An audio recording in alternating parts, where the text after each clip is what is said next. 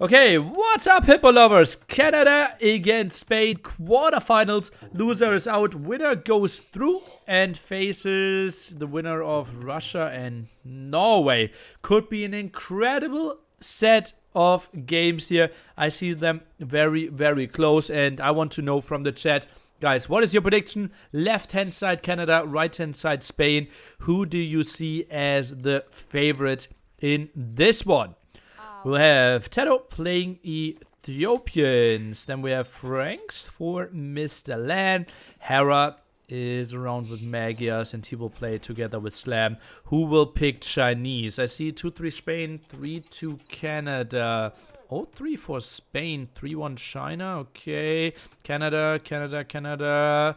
Okay, so lots of people thinking Canada the favorite. What did I say? I think I said 3-2 Canada as well. So 3-1 wouldn't surprise me either. I would be really surprised if Spain makes a sweep happen here. Let's take a look at the maps. TaToH not looking too hot here, I have to say. That goal won't be too easily defended. The rest of the map, well, reasonably wallable, I would say. Looks a bit more tighter on land side. Horrible open main goal spot. Might need to go for the one in the back. More of a compact base for Hera, but very open in that angle. Will be tricky to see how he tries to approach that one. And Slam Boy. Nice defensive woodline gold. I think potentially the best maps. In general, maps relatively open, I have to say. I love both teams so much, don't know who to root for. Nili Tunak. It's okay. Sometimes you can just root for both and hope for great games. Spain after penalties? Okay. Aren't these the best teams? Well, no, they're not the best teams. But they are two of the best 8 teams. And I only really started following tourneys this past year. Are there many LAN usually when there isn't COVID? Well, Liquipedia will give you a good idea. Basically, we had how many offline tournaments? I would say like 6 offline tournaments. Maybe, let me say 8 offline tournaments in the last 4 years. 3 of those in my apartment. 2 of them in China, 2 of them in Manchester, and 1 of them at Gamescom in Cologne, Germany as well. I think if it wasn't for COVID, 2020 might have had 4 offline events. And we had only 1 at the very start. So, yeah, Age of Empires isn't a big LAN tournament, but it had huge growth starting like last November, going into early this year, huge viewer numbers. And I know a lot of companies that contacted me wanting to host tournaments, thinking about offline locations and such. So we potentially have good times ahead of ourselves once it is responsible to travel and meet up again. Who's better in terms of individual skills, Slam or LAN? Yeah, we had this question several times and we had different answers. So I let you be the judge. It's not easy to say. I think judging on last week's performance, probably Slam.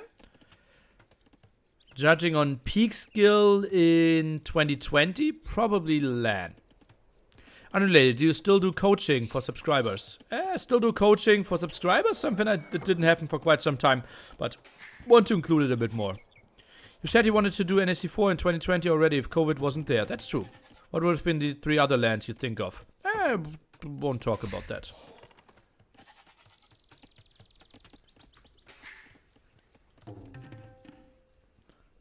Could have walled that one quite nicely. TaToH with the barracks there. That looks like a drush now. That would be a really late drush. I'm a bit surprised how he's approaching that one. Uh-huh. Weird opening. Maybe Men-at-Arms. Maybe Men-at-Arms. Yeah, NSC 567. Just every week. Needed with secret information. If he tells us, he would have to kill us. That's true. And that's what we don't want to do, guys, right? Yeah, ECL is having a comeback as well.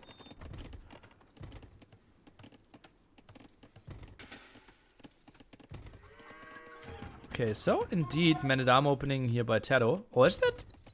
Oh, he actually plays Drush FC, but a super late one. Oh, that's surprising to me. And Slam plays Drush FC as well. What are we witnessing here? This is surprising to me. Huh. This is really surprising to me. And goes to the other side. Lan and Hera, now both with their reasonable uptimes. Stable at a weird angle. More HP or more attack, what do you want? Probably the one more attack is better at this very moment. I'm dying from nearly all the time anyway, so you can say it no problem. Okay.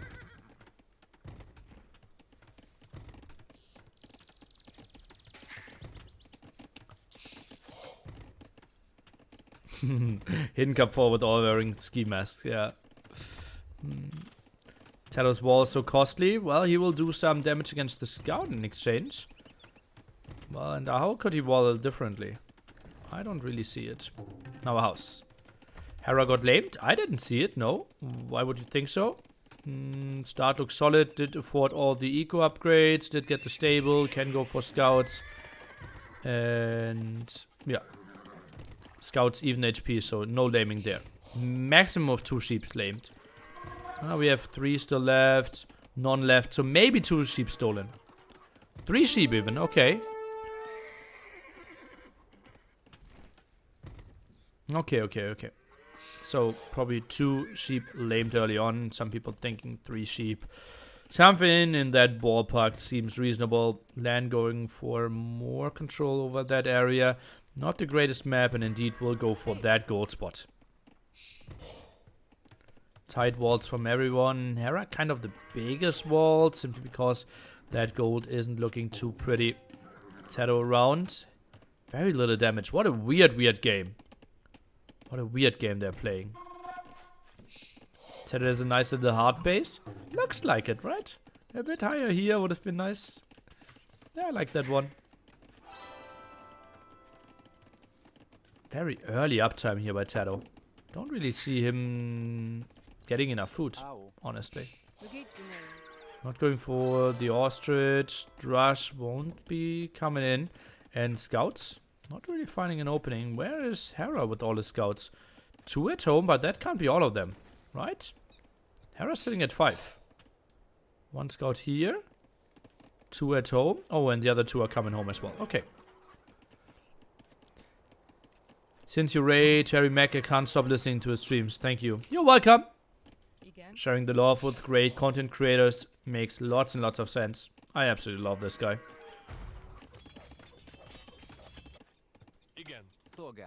Very inspiring. And also, well, depressing for me. Okay, now the engagement, and Hera will take 2 1v1s here. Instead of fighting against both armies, scouts a bit late, but scouts kind of 30 already. Therefore, Lan thinks okay, can now take the engagement, which he can. Does some damage. Let's just around. TaToH can easily defend this one though, and well, was able to force himself into the castle age. Double archery range here from Slam. This will be really intense. Distance is relatively short. 1 major hill in the center. Tougher for TaToH to lose than for Slam to lose. Hill goes up to here though. Huh, will be tricky. That will be a lot of dancing, I believe. Wouldn't be surprised if we see 1TC play from both of them for quite a long time.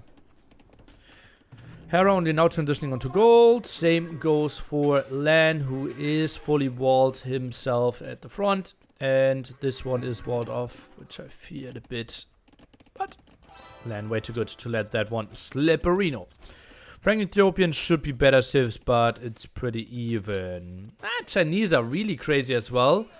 Magiars, if you can't go to mass scouts, probably not that great indeed. But yeah, I think Ethiopian Frank might have the slight advantage. 8 on gold now, exactly what we want to see. Only 1 lumber camp here for TaToH.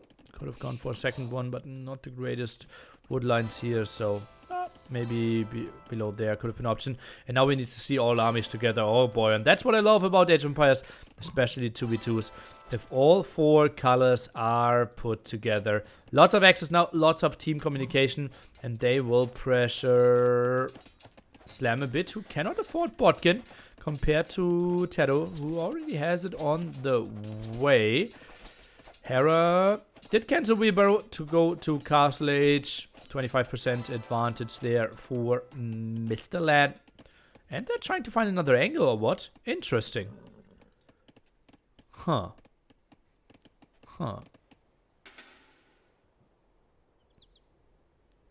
If you were in Slam's TaToH's position, would you prefer to play against your team clanmate or other players? Depends on against what teammate, clanmate. Against Stout and try to play Archer v Archer micro? That would be lovely. If I can play against a non-teammate like Jack 1-1, 2-2, 3-3, 4-4, then I'll probably play against him. Well, generally, like, my teammates are all world class, right? So if I can choose my opponents, it's very unrealistic that I ever choose them. Oh no, Hera with the misplaced market there. Oh, that will be another dead villager here. TaToH, can he get the snipe? He can. Loses the scout in exchange. And now we see crossbow micro here from TaToH. Ooh, an intense one. Completely pushed away from gold is Hera. Can only afford 1 single knight. I think this is a spot where you even cancel bloodlines. Just to get some more knights out. Crossbow dance here, finds the kill. TaToH, does he already have ballistics? Looks like it. Oh no, this is so good for TaToH. Slam, 08KD here. Oh boy, TaToH goes in deep, continues with some more damage. This will be so ugly. More losses. Goes on to gold there at the top. That's a lovely move. I think just blocking the main gold could be enough. And you thought Slam had some good micro? You thought so, right? You see now at the top, and TaToH actually regroups. Quite an interesting move. Oh god, that would be some dead villagers if he went there. But he isn't. He is not going for it. Okay, now he is. And how many villagers are dying here? Post your prediction in the chat.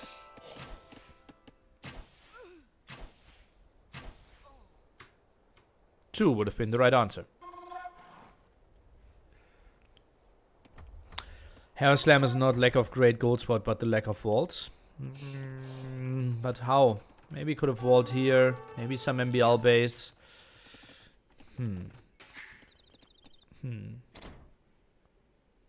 My post dicted. That's actually a funny word creation. TaToH still 1 lumber camp. Pretty wild. While we see Slam going for 3 TCs. Maybe the wrong choice, honestly. Uh-oh. Is Slam having university? Yes, he does. Okay. Ooh, and TaToH is back at it again. This will be some damage dealt for sure. Finds another volley. Make it 2 volleys. Down to 32 HP that night. Hi.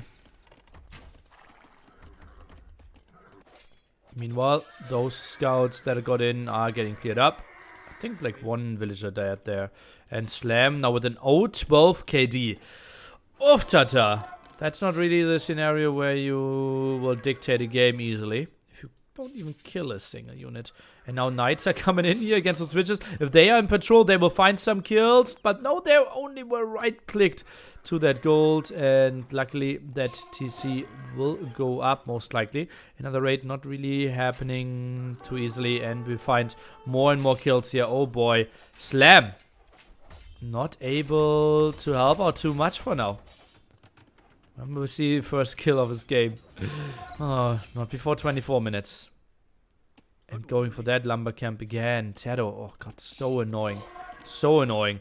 He just plays 1 TC. First time that he moves out to drop his second one. Okay, he already has a second one in the back there. And finds 2 more villager kills here. Ay. Slam's lead, not as crazy, but honestly, game still relatively even if we look at villager count, simply because Slam is so far ahead with his 3 TC play. And Slam finds the first kill of the game. 114. Oh, finds more kills maybe. Scouts? Look at that killing spree. 214 now. Hallelujah. Went for the ability to see there. Hera's map still so open. I think Lan should go for a massive Castle Age push against Hera. Hera will be open. Won't have a lot of control over his gold. Impossible to wall his map. And will have more losses as well. 1 down. Make it 1 down. Double kill, indeed. Crossbow now breaking through there. Military numbers. TaToH 31 there. And will intercept some there, I believe. Oh, Slam. Has solid numbers. TaToH splitting away. She gets away with 2.5 there. Relatively impressive. Why no Skirms? Skirms are really bad against Knights. Not a great unit to go for in a 2v2 scenario. More farms here, lots of pressure. Hera will lose more villagers on the wood line. Another 1 down and make it another 2. Oh god, TaToH, he is sniping so much. Already found 26 kills. Now diving in there. Nice quick gate there. Delaying a bit. Will lose 2 more villagers, but TaToH will lose all his crossbows in exchange. It's what I thought, but actually second group there at the top. Solid numbers here by TaToH, and they are staying active. Hera at 51 villagers. Honestly, after all this aggression, still a reasonable spot for him. Still a reasonable spot. TaToH 8 villagers behind. Lan 13 villagers ahead. This is the moment where I want to see Lan adding some stables now.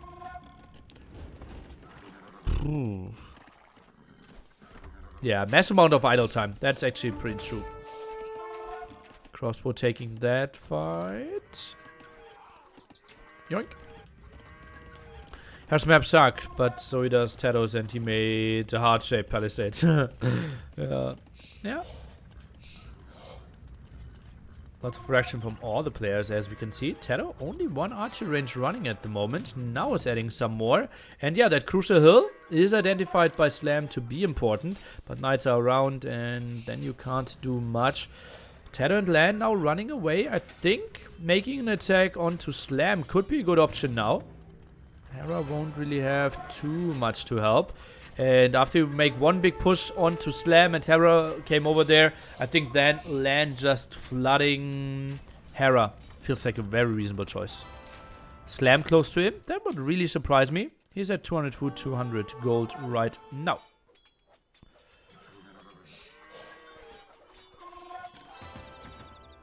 Okay, next angle of attack. Not really decided yet. Thumbring for TaToH, as if his crossbow weren't shooting fast enough already.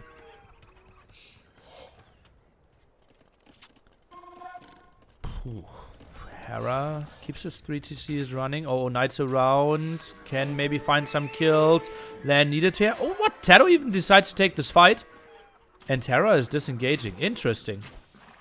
Oh god, the fire rate is just crazy fast. Oh, look at how those machine guns, crossbows are killing everything. Oh god, oh god. This is not fair. This is not fair. This is not how the game should be played, guys. Knights should counter crossbows. Oh, TaToH's micro. And you see how most players aren't adjusting their firing rate. And yeah, Hera had +2, guys. +2 bloodline knights. He had all the important upgrades. But simply the fire rate of Ethiopians and TaToH adjusting to the different timing was so good by him. Nice dodges by Slam though. Hoi, hoi, hoi, hoi, hoi, hoi, hoi. 5 volleys, 6 volleys. All of them missed completely. Incredible micro there by Slam. Taking out the monastery now. More crossbows coming over. Stable count 3 for Hera. Lan is sitting at quote-unquote only 3 as well. Would have loved to see him go for more. He's queuing up some. He's going for the university, so rather thinking about imping.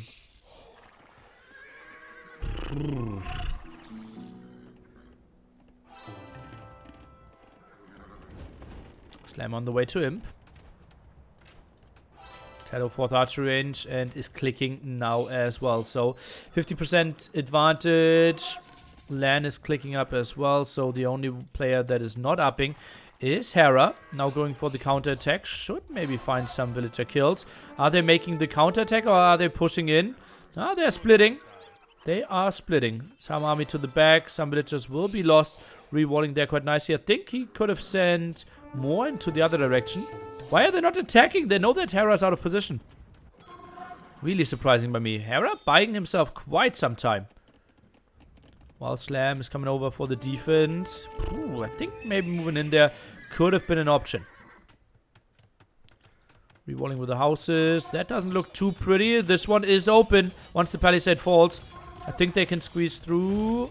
Knights are getting in, at least those villagers. Give me another wall there. And indeed they were. Oh, but the house finishes now. And Lan is coming over for the defense. TaToH with some losses is running home still. 57% distance. Is now taking that fight. He has thumb ring, but is fighting. Oh, upgrade still not kicking in for Slam. It's 2-1. Not a single upgrade finish. TaToH, is that really the fight he wanted to take? Not sure. Hera now with a good flood. Villager-wise, he really caught up. Incredible play. But obviously, he's kind of playing a castle age all in. So Lan, once he gets the upgrade, should be fine.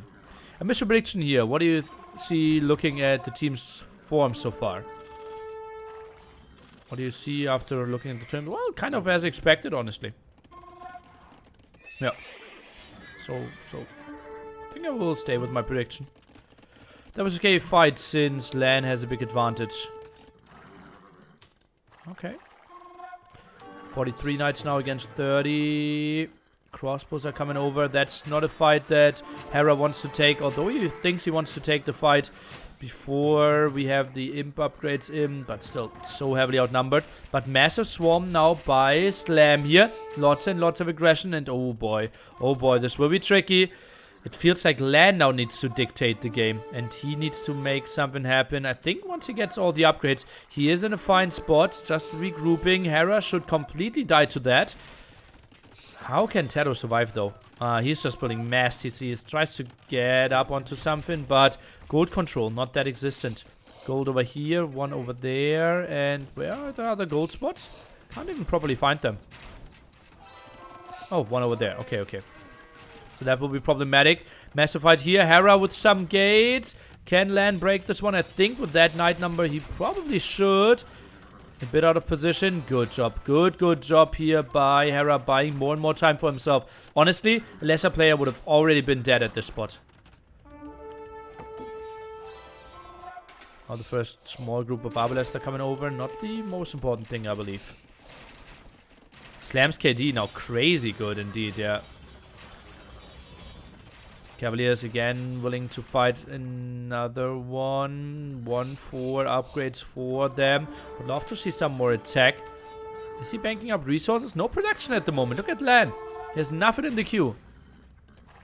Is he waiting for upgrades for Paladin? Feels a bit like it.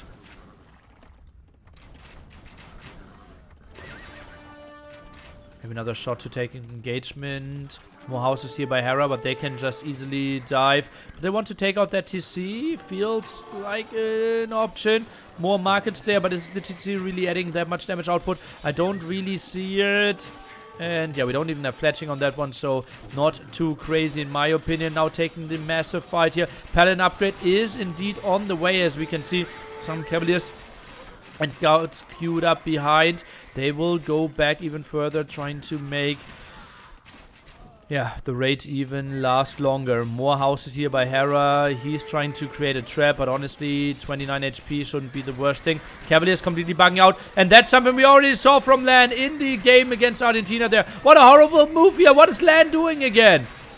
Holy moly is that. Like, he should have learned that. Argentina B against Spain A. That is exactly what happened for him there before. And now everything of TaToH died. Lan with another brain fart there. Units bugging out so heavily. Beautiful trap there by Hera, but still didn't get the kill. Still waiting for Paladin upgrade, which is still 40% away. Meanwhile, Skir marvelous defense. Marco, thanks for your sub.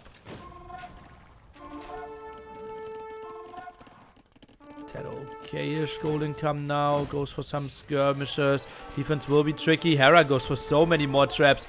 Can't really make it happen. Still in Castle Age is going for mass pikemen. And how do you answer the paladins then in the long run? Hera goes for more traps, but honestly, like, if you have the weaker army, are you really trapping? Oh god, he sends another villager. This is just great, great, great to see.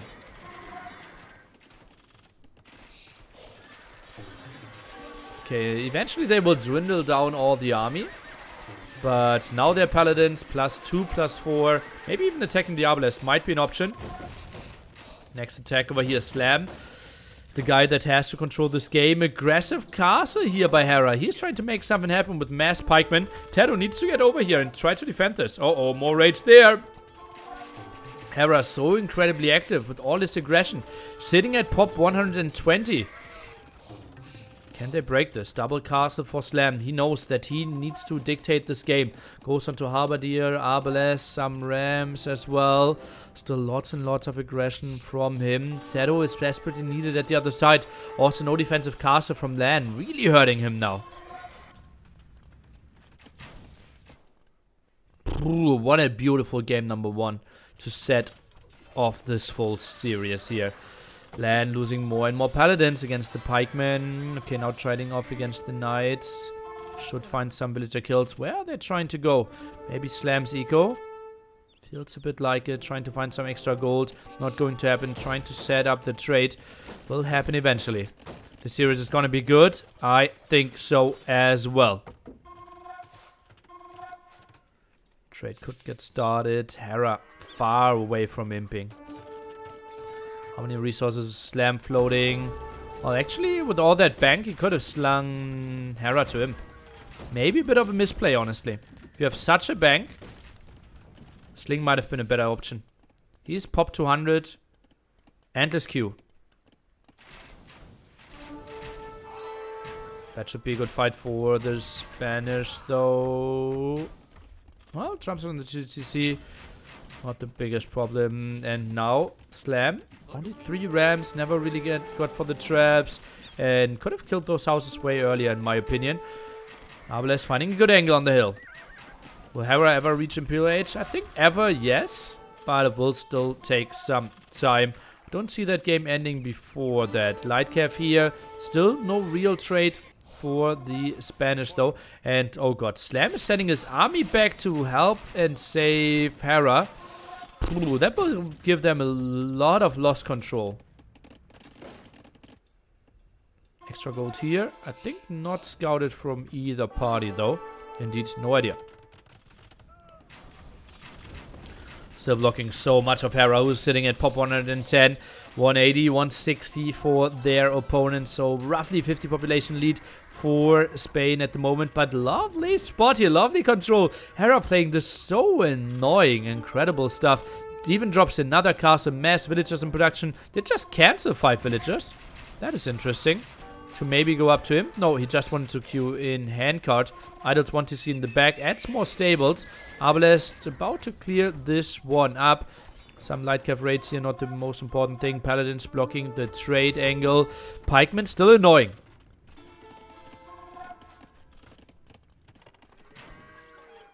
TaToH walling the top. No, that is just his Arbalest.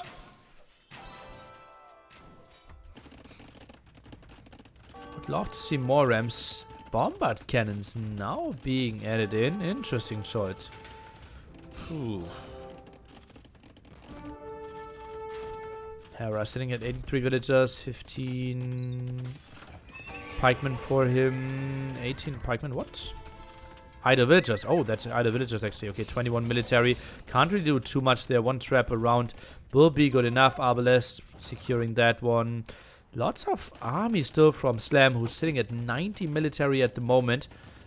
But will be tricky to get control over all that. Chivalry. No. Oh no, that's not chivalry. That is Corvinian army. So Magia Hussar being built without any gold.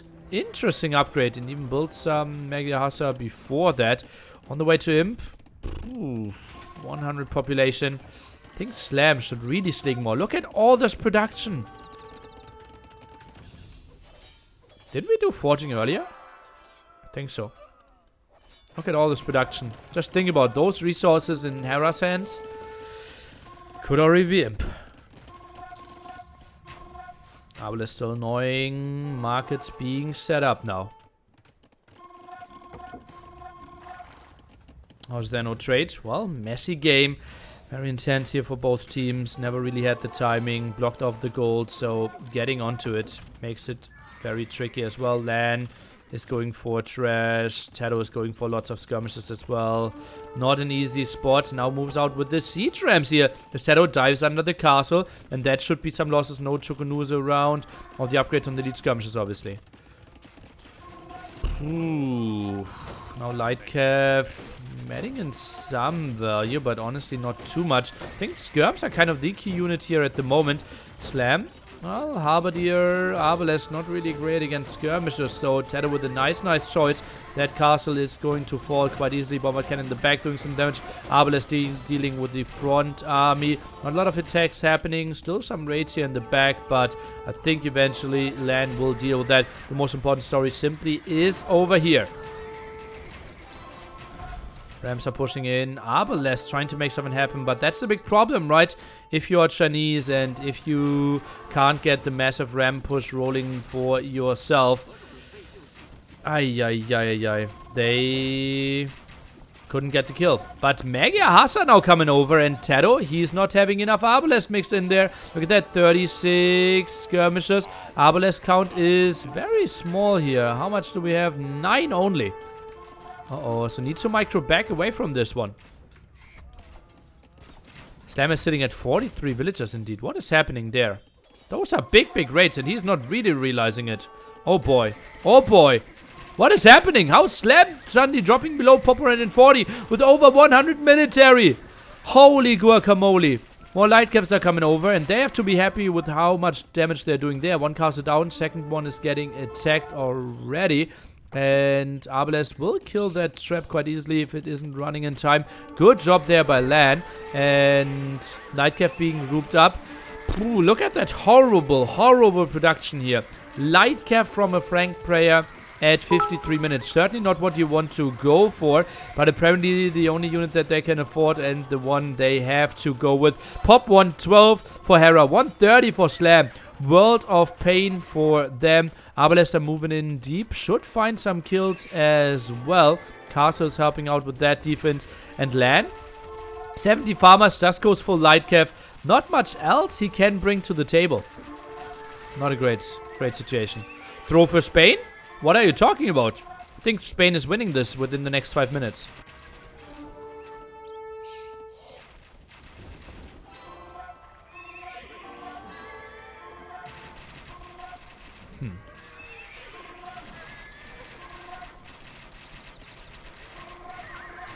Why not Pike Harp at least from Lanet? Well, against what? Against those Arbalest? Going for Pike? Yeah, he could have mixed some in, yeah.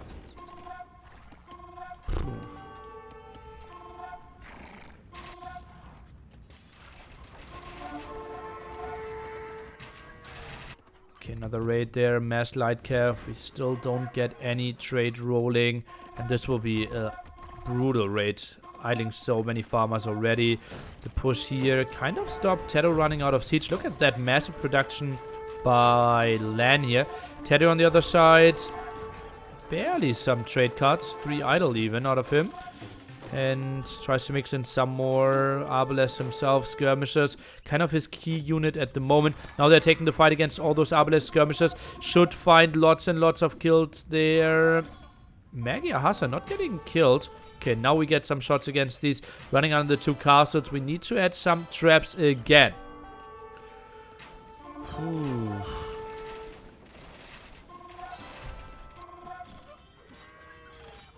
Castle still holding. Would love to see Lan using his traps again. Mass Lightcav. I think they can clear this one up. Skirms around. TaToH goes for 1 snipe and then goes back again. Magia Hassa can't afford elite Magia Hassa. How many castles does Hera have? Has 4 castles. Honestly, with 44 farmers, if Slam didn't lose that many villagers, could have maybe slung some more food. We could have elite Magia Hassa on the field.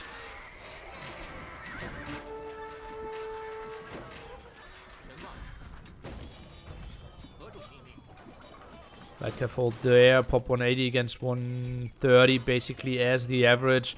More control. Arbalests are moving forward, and I'm not really sure why the chat keeps on spamming that Spain is throwing. Maybe you see something that I don't see, but I see Spain winning at the moment. Like, they are setting up trade, something we can't really sell well for Canada. They are pushing, they are defending, they are reclaiming areas, they get siege. How much trade cards does Lan have? I think he might be on 25 trade cards. Look at that, he's now queuing up paladins again. Lan is rocking this game. I think this will be GG in 2 minutes, guys. Maybe I did a poor job of telling you what's happening, or maybe did not really show the stats enough. Okay, lead Magia Hassa for Hera now, though. Okay, that could be something good. TaToH just so crazy. Like, how fast they're firing. Brutal. 66 villagers there for Slam. Military count. Well, a solid 60 lead when it comes to pure numbers for Spain again. More raids in the back. Way too many villagers here in the queue. Weirdly enough, only 2 TCs. 20 villagers in the queue. 83 farmers. Hallelujah. We need to find some engagements, I would say. And maybe some stables at the right-hand side would be good from Mr. Lan. TaToH now with lots of losses here. Sits at 97 villagers himself. 70 military though. Just need to save his 1 bombard cannon. Or maybe his rams. And then can maybe make another push happen. Indeed reclaims his main gold now. Ram push there could be lovely. Not a lot of control over that area. I think a castle here could be really helpful for the Spanish players to make some more defense happen. Oh god, more losses there for Slam. Drops onto Pop on 20. Doesn't really find the answer to mass skirmishers at the moment. More Q here. Look at that massive, massive Q from Lan. TaToH on the other side. Not a lot of production from him. Mainly goes for... trade cards at the moment. It has only 8 farmers. Look at his economy. Could really go for more. But it's taking out those castles at the front. Might get cleared up here though. Are there any Arbalests mixed in? 3 Arbalests. Well, 3 Arbalests alone won't be the greatest damage dealer there. Skirmishers though in okay-ish numbers. I think they will deal with it eventually. But Bombard Cannon is dying at the side. Now new Arbalests are mixed in again. And TaToH is now sending a scary, scary force. Hera tried to go for some quick walls. Can he make some happen there again? And yeah, another Hera trap. What? Okay, he did open that one. I'm a bit surprised. Wanted to let that one through, apparently. Full Magia Hassa. 5 castles. What a funny play. What a funny play. But Paladins will just wreck this one so easily. Hera actually at pop 200 now. Slam sitting at 130 and he is just having so many losses. Now getting pushed back.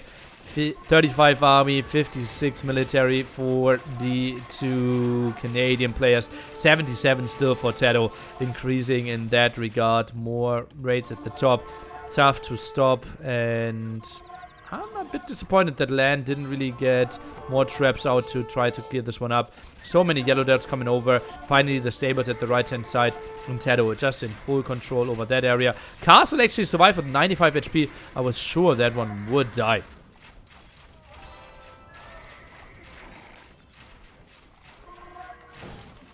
$33 on gold for Lan. TaToH has 46 on gold, but that is still even some minus here, I would say. Indeed. And we have Hera, 12 on gold. Slam, 6 on gold only, so never really got onto the trade. Not a great late game setup by him here, I sadly have to say. Spain looking extremely strong in that one. More Magia Hassas coming over, but TaToH now has the Arbalest numbers to deal with that. 24 Arbalest should be good enough to fight off against all those Magia Hassas. I think they will melt. Yeah, they will do some damage, but look at that. Already lost 4 of their friends before the engagement really starts. Light Cav around as well, and that one needed to do more damage. It's doing an okay job against all the skirmishers, but the Arbalest completely untouched still, and now TaToH with 50 on gold can just go full ram, full trap, full arbalest, and that is an unstoppable army at this point. More Magia Hussars are coming over. Paladins should maybe be in the queue again. I don't really see it yet. Still a massive mix of all the stuff that he wants to go for. Light Cav, trade cards, villagers, and paladins there. The queue is damn long. Small sling here. And TaToH actually gave the gold to Land so that he can queue some more paladins. I think cancelling some of the light cav. Look at that weird mix. Like 5 paladins behind the light cav, 8 paladins behind the light cavs. Maybe overproduced light cav a bit there. Another TC in the back. Would have loved to see that as a castle. Rams are pushing deep into Slam space, who's now dropping below pop 100. And TaToH, he just has to love life here. Mass Ram, Mass Arbalest will take out that one most likely. And Slam, how is he making a defense happen? I don't see it. Oi, oi, oi, oi, what a rough game to start this one off.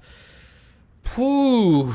Just a pause, not the GG yet, but Lan and TaToH in the prime position.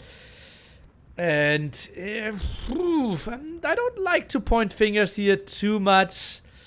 It felt like Slam at one point had a shot where TaToH was in Castle Age, didn't have any army at home, had Siege Ram tagged and only had 3 Siege Ram randomly patrolling here. I think he could have completely wiped TaToH off the map. Just like 10 Rams, 10 Arbalest. That is completely enough against what TaToH had, right? And then you can kill like 3 TCs, all the houses can stop the trade. And then the Mass Halberdiers to make a Ram Halberdier push into Land could have been an option. Maybe an earlier Sling could have been an option from Slam as well. Phew. What are the chances that this is a tactical pause? I think it's more likely that someone dropped and they're trying to save or discuss something. Yeah, tactical pause at this spot. I don't really think so. Certainly not from Slam because, well, I don't even know what the next clicks of Slam could be. And now Paladins mixed in Ethiopian Arbalest. They have to be so happy that they got to that army composition now. As you can see, Paladins massively queued up behind this one. Light Cav should be cancelled if you think you have the clicks to do that. And yeah, still raiding in the back. Another castle being added. Well, we see Canada still holding this. But population for Slam just so underwhelming.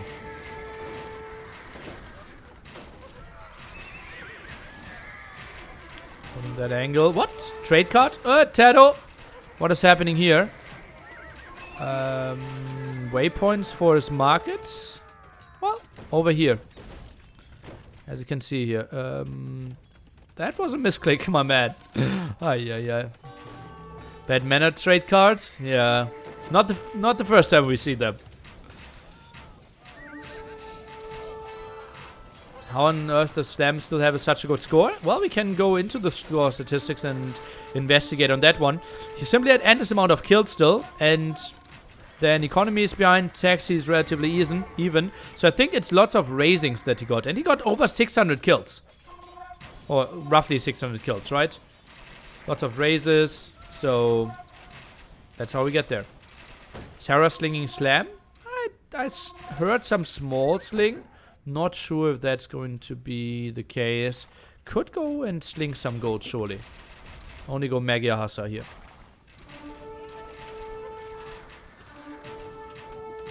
Arbalest microing back.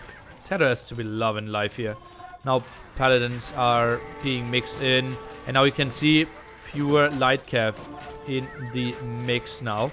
And Land sits at 64 military. Where is all that? Some here, some there for the defense, some scattered around in the back. Tries to make another raid happen. Okay, now he's finally combining armies and is going through the center. One of the late GG timings here. Probably Slam felt he can make a hold happen with the defense. Still has a solid queue. But either villagers there, Halberdier Skirm, not the greatest army composition against Paladin Arbalest. And Rams are continuing to push into you. Another castle from Hera. They're making a lot of right steps. But honestly, trade is going to fall. Spain with a strong performance here in game number 1. Did just get so much done against Hera. Wild game after this one. Really long, drawn-out game. Slam gave them a good shot to be back in this game. Now markets have to be deleted. Build the other market. You ideally want to build the market first and then delete your markets. But panic move. Sometimes you have to do it like that.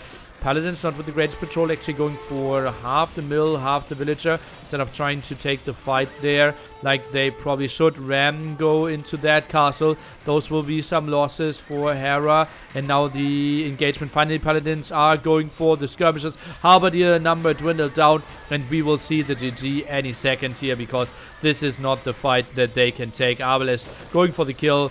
Rams going for the kill as well, and I don't think that this can ever be a reasonable hold, and I don't see green or blue attacking on another angle. So much going down. Slam, 80 population, lost all that. Skirmishes, well, still some in the back, but how do you stop TaToH at this point? I don't really see you doing it. Ooh.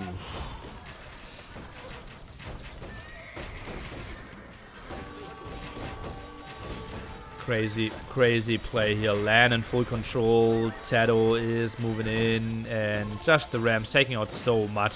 Slam sits at pop 55. And wow. I'm really surprised that Canada is going for such a late GG timing here. Finally, they find the G spot. I mean the G key to type it twice. And 1-0 lead here for Spain. Winning Arabia. Pretty solid job by them. Whew. Hera, not with the greatest base design. Lots of losses by him early on. Obviously, it is tricky against TaToH, who played a pretty solid Drush fast cast. I don't even know what his starting TC was. Was it here? Starting TC was like that? I think here was the starting TC. And Slam, I think at one spot, when he was imp, TaToH was just hitting him, didn't have the upgrades. I think Slam could have gone for a better kill instead of trying to save Hera. Maybe some more sling, but so much easier to say while we see everything and can really judge the army amount of TaToH and what he has to offer for a defense than the information that Slam has. A solid 25k against 4k when it comes to trade, and that was the major factor there as well. Why they got to all those Arbalists, why they got to all those Paladins. Impressive play by Spain. Let's X out some civilizations, and for everyone on YouTube, you know, down below the link to the full set. Magyar's gone, Chinese gone, Frank's gone, and Ethiopian's gone. Was it Land's best performance in the tournament so far? I didn't see the group stage games of theirs. Longest game of this tournament? You with the one we just saw? No. Not even close.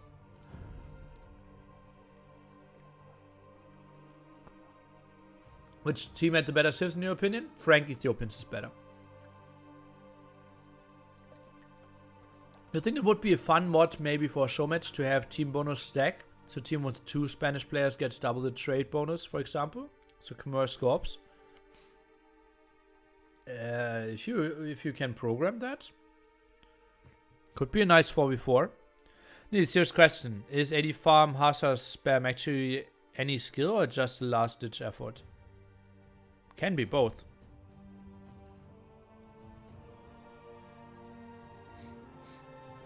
Do you know why the A2 devs made the timer different than in real life time? Slow speed is the same as in real life time. I think people just felt they wanted to have it faster. Right? There are 4 speeds. Slow is 1.0x. Casual is 1.5x. Then there is normal, which we play most tournaments on. That's 1.7x. And fast is 2.0x. Of the real lifetime. Need skill to be able to get to 80 farmers. Or time. Spain using their best civs too early? They just won on Arabia.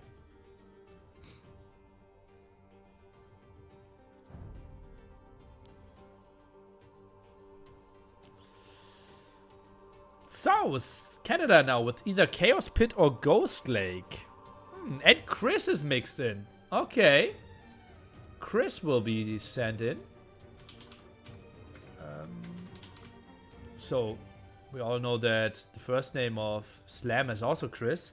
But now, let's call him IL Chris.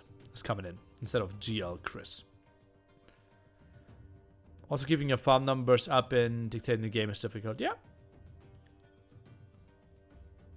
DM is 2x speed, indeed. Yeah. That's why some micro is tougher in DM compared to in RM. I like those random people who write stupid things in chat. Okay. I think I don't like how you discourage people from asking questions here. So, see you in 24 hours. How would a top 2v2 look like 10 years ago? Civ strategies? Depends on the map. Should Canada perhaps save Magias for Chaos Pit and played Indians on Arabia? Should Canada perhaps save Magias and Chaos Pit and played Indians on Arabia? I wouldn't mind. Yeah. Yep. I think Magias are really good. But they already have Byzantines and Persians. No Persians for Nomad. Yeah, I think I would have liked it that way more. Yeah. Wait, did the uptime to 1.7 from 1.5? No. No. I thought 1.5 was competitive speed. No. I'm participating in tournaments at the moment. I just played a semi-final yesterday, and I lost this tournament a week ago. So yeah, I'm a week ago I was in 2 tournaments. At the moment I'm still in 1 tournament. Deathmatch 3v3 2v2 mix was really fun. Played it yesterday on my YouTube as well. Will we see Cumin Douche and Inca Bull Rush on Chaos Pit? No. I don't think that Cumin Douche is a good strategy. In the DE beta, standard was 1.5, but they changed it to 1.7. Okay.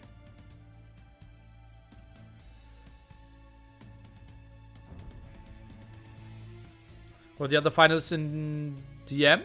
We don't know. They play tomorrow, I think, 17 GMT. I consider casting that series after the 2 other quarterfinals tomorrow. That will be Quendy B, so a team of other top DMers, against Codefin. So Suomi with the Code. That's going to be the other semi-final happening tomorrow, overlapping with World Cup. I will do World Cup live, and I think I want to do the recorded games of that one afterwards. 2-2 Arabia, 10 years ago, what would we see? Hunt's Mongols was very common. I'm not sure if people already mixed in like Aztecs and Mayans. I don't think so. I think Hunt's Mongols was the way to go. Are Codefin underdogs? They are seed 1. I think they're the favorites, yeah. 2v2 Arabia in 2002, what would we see? Mongol Huns, very likely. Yeah. Yeah.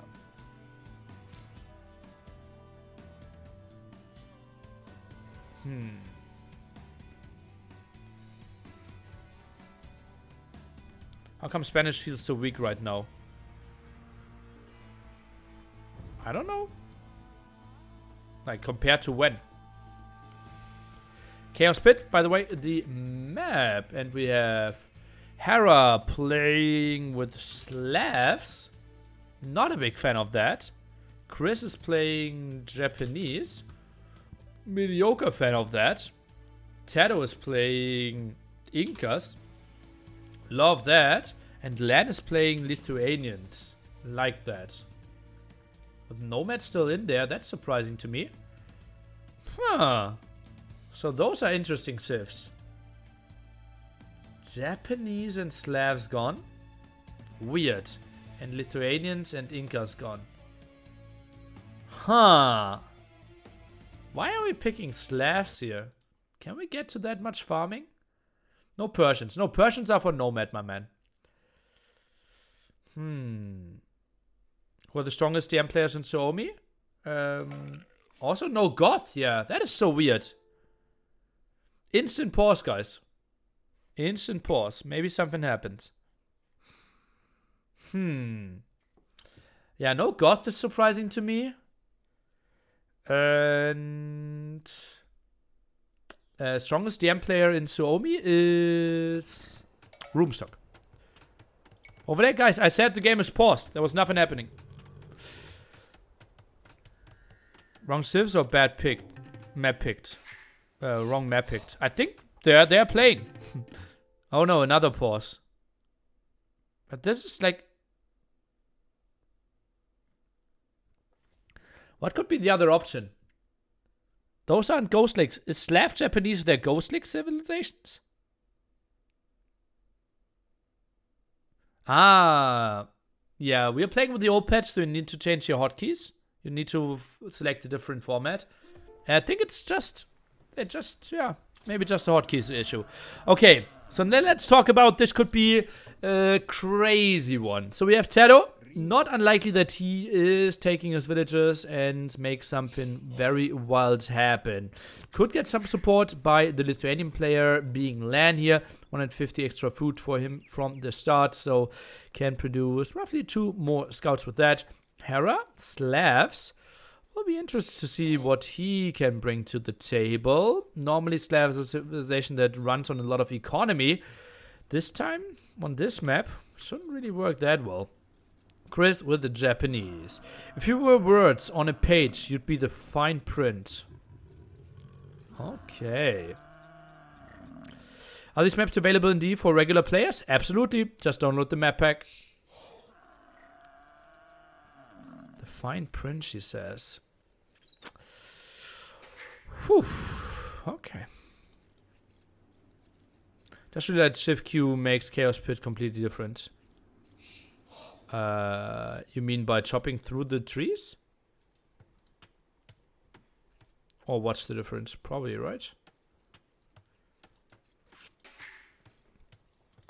Okay, so what are we going to see of strategies? I think the most important will be to look at TaToH. Lan only plays 2 on wood here. Already quite some pushing. I like that. And we see the restart. Yeah. Oh, what? Yeah, I think like instant resign from both of them. Seems like a restart for sure. I think there were some cows lamed. We see 6 here. We see 5 there. On the other side, it is 4 and 4. So seems like a bit of a better start. Probably 1 cow stolen there from TaToH early on. Think Canada wanted to counter Goth? But are Japanese and Slavs a counter to Goth? I don't really see them. Where will we see Goth? Team Islands? No. Nomad? No. Ghost Lake? What? Is it Goth and humans on Ghost Lake? No. No. No.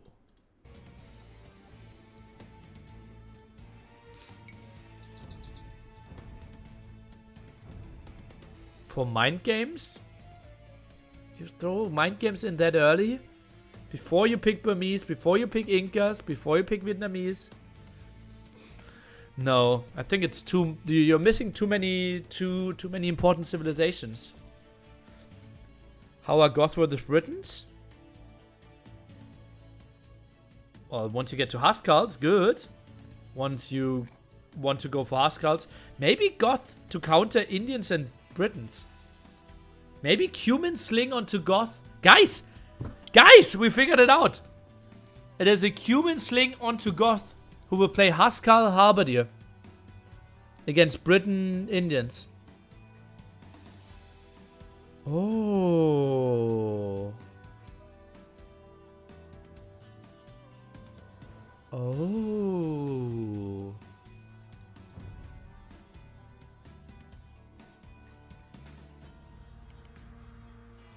Interesting.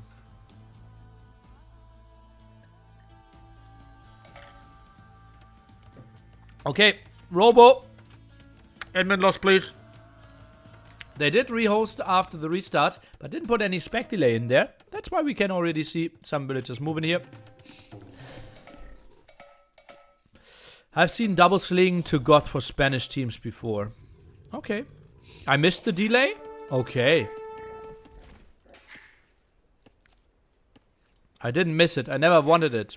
When team picks civs, they just know the map, right? No enemy picked civ. That's correct. They basically know the moment we go into the loading screen. But very often teams are good at predicting civilizations. For example, Germany against Russia, we predicted the civilizations. And TaToH is a mastermind of figuring out what opponents want to go for. And like how he understands drafts is just impressive.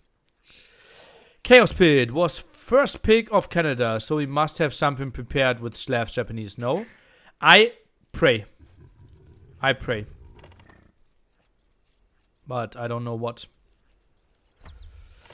Okay. Nili, what is the video on YouTube where you learn how to modify the AoE panels, resource map, control group, etc.? How to move the minimap or something on my YouTube. Exclamation mark UI, yeah. Uh-oh, scouts around. Hera and Chris want to be annoying, but 3 villagers and already Loom. What? Why do we have Loom that early? What happened to... Was he housed? Huh. How often are you allowed to restart the game? Once per best of 5 series per team. Oh, and Hera not going to the outside wood line. That is a major mistake in my opinion. I really don't understand it. Yeah, you're a bit more efficient. You get a bit more wood. But you're so much slower. To the outside.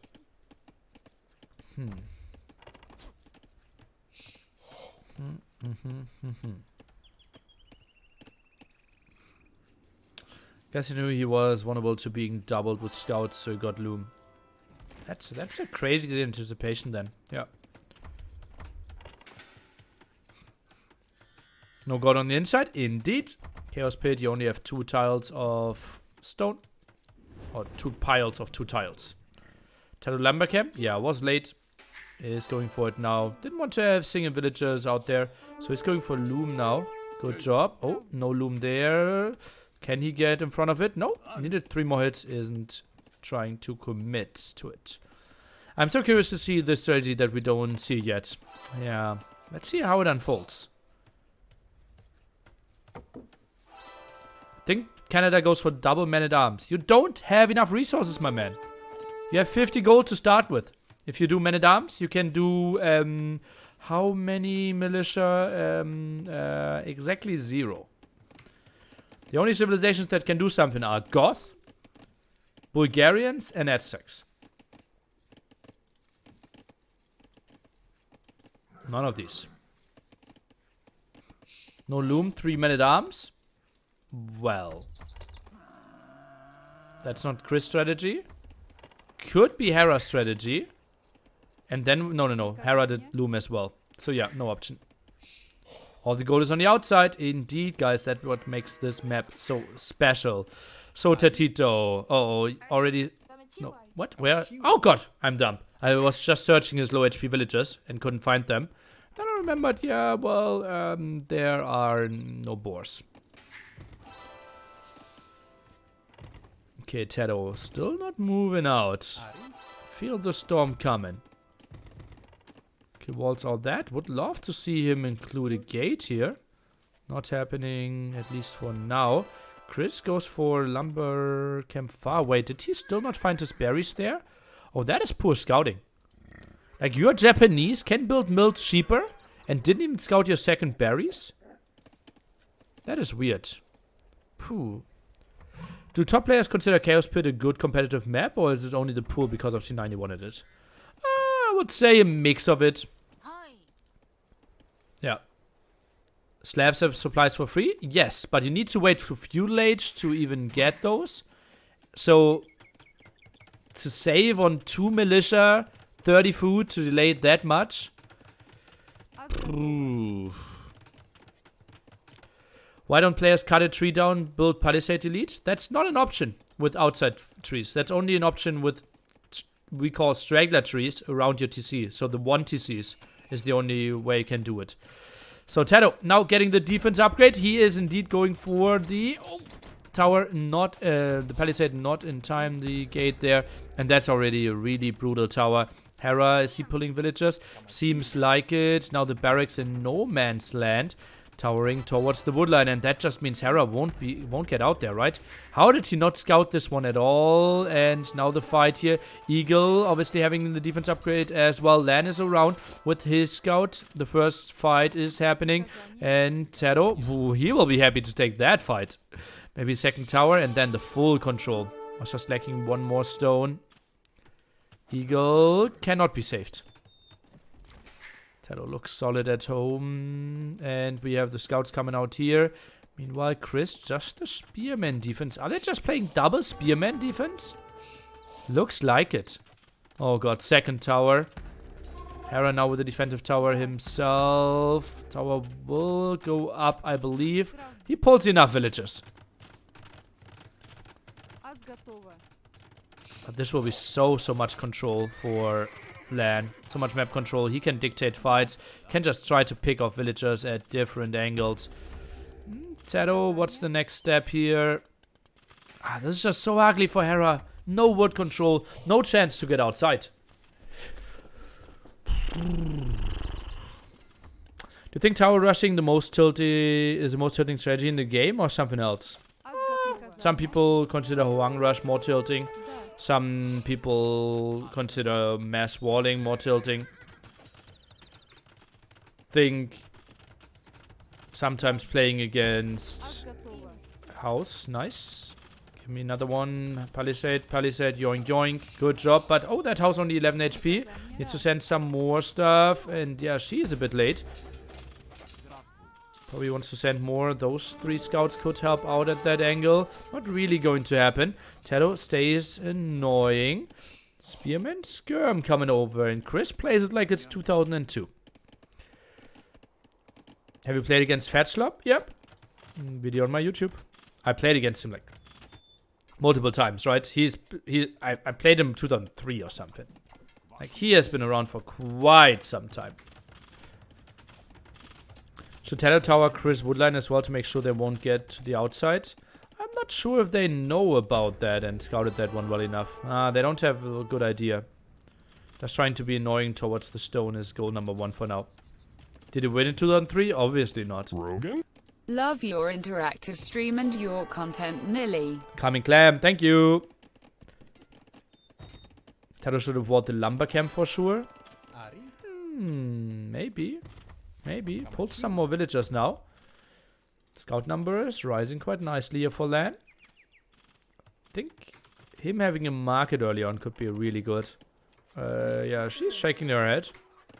Doesn't want to have a market apparently. So who's getting to the outside? Slam already. Oh no, not Slam. Chris already through. Now some more walls there. TaToH. Maybe another tower there. Over here trying to be annoying. Could be options. Game recap in one sentence. VOD.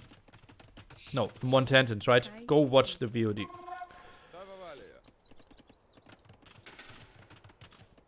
Don't do drugs, kids. Yeah. That's true.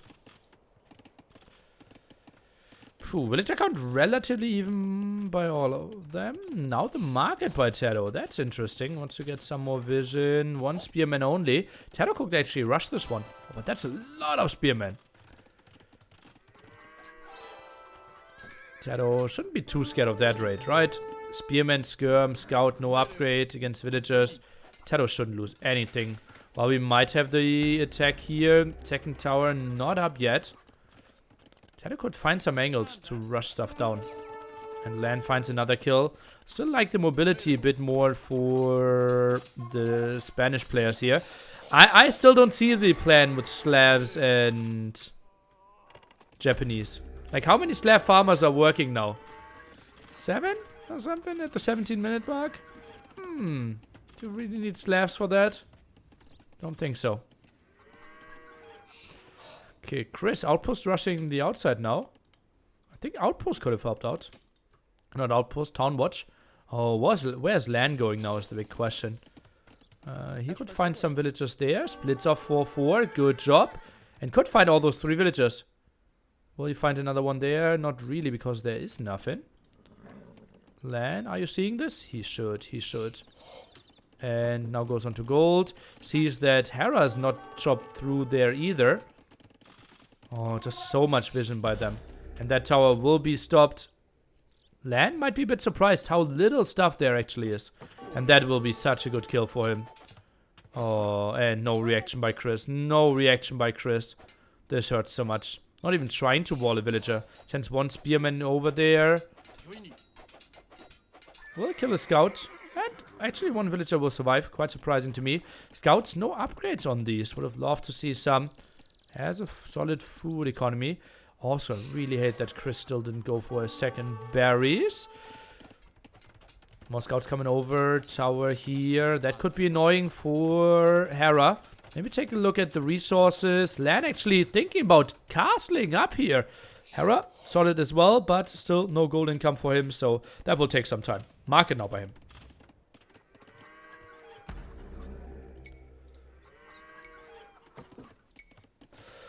For 0 KD for Hera. Chris sits at 112. Well, some army lost here, certainly. Some villagers lost. Was that the scout, the first unit he killed? Can't Hera just batter down the tower at the wood? Yes, he could for now. But villagers are still around, right? So that makes it tricky then. TaToH still being annoying.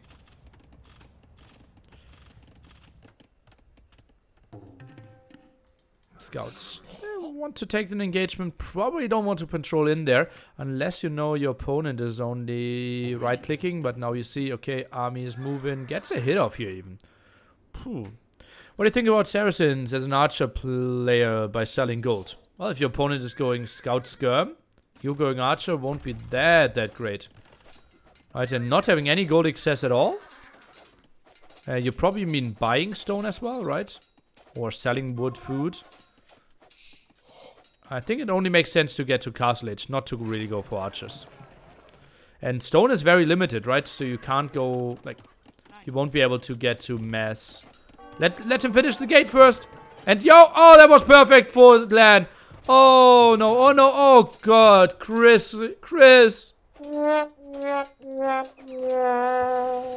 Oh goddy.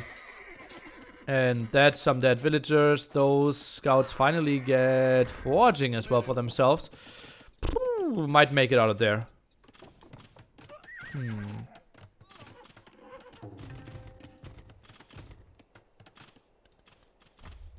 Oh, and TaToH did go around. TaToH did chop through faster, and Hera won't get out. Oh god. Oh goddy. Stonewall's now at the side, full control, but Spearman Skirm Raid actually coming over here. Well, maybe one knight could clear that up. We have land now in Castle Age. 0 knights here, 3 knights there. Okay, now evens it out. 3 and 3. More tower shenanigans, and TaToH stays active. Hera in such a problematic situation. Spearman could be fought off here. Chris is on the way to Castle Age. There are relics on this map. The white dots.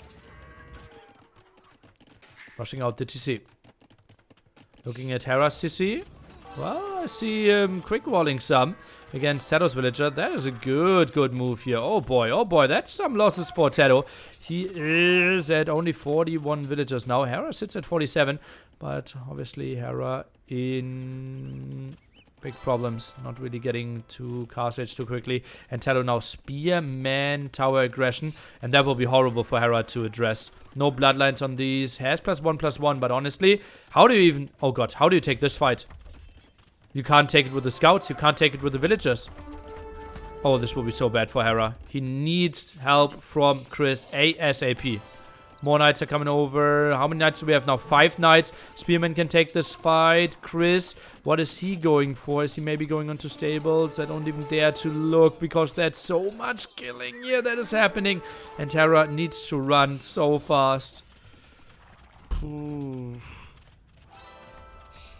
Score, lead, switch now. And oh boy, another engagement there. Villagers are forced into being idle. More knight aggression. Another barracks here by Hera.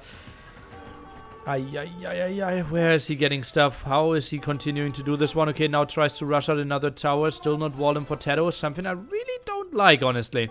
Had so many options to wall in the towers even more. Didn't really go for that. TaToH goes for more stone on the outside. More control there. Will lose 2 towers, but still 1 stands. Chris sitting at 33 villagers. Well, that one really hurt, right? And just looks like... Was there another spot? No, those were the dead bodies from before. The first game Canada lost in the tournament? Huh. I don't know. Didn't they lose one in the previous round? Didn't they only win 3-1? I don't remember. 6-0 in groups. And 3-0 in round of 16. Okay. Okay. Ah, was Poland. Yeah. Yeah, that was this one crazy Nomad game that emotionally, to me at least, they already lost. But they actually won.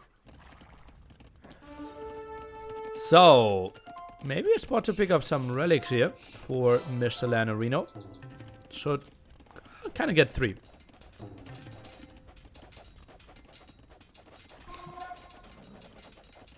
Hera played well, to be frank. Chris through. Okay, then tell me what good strategy did Hera play that had a winning chance.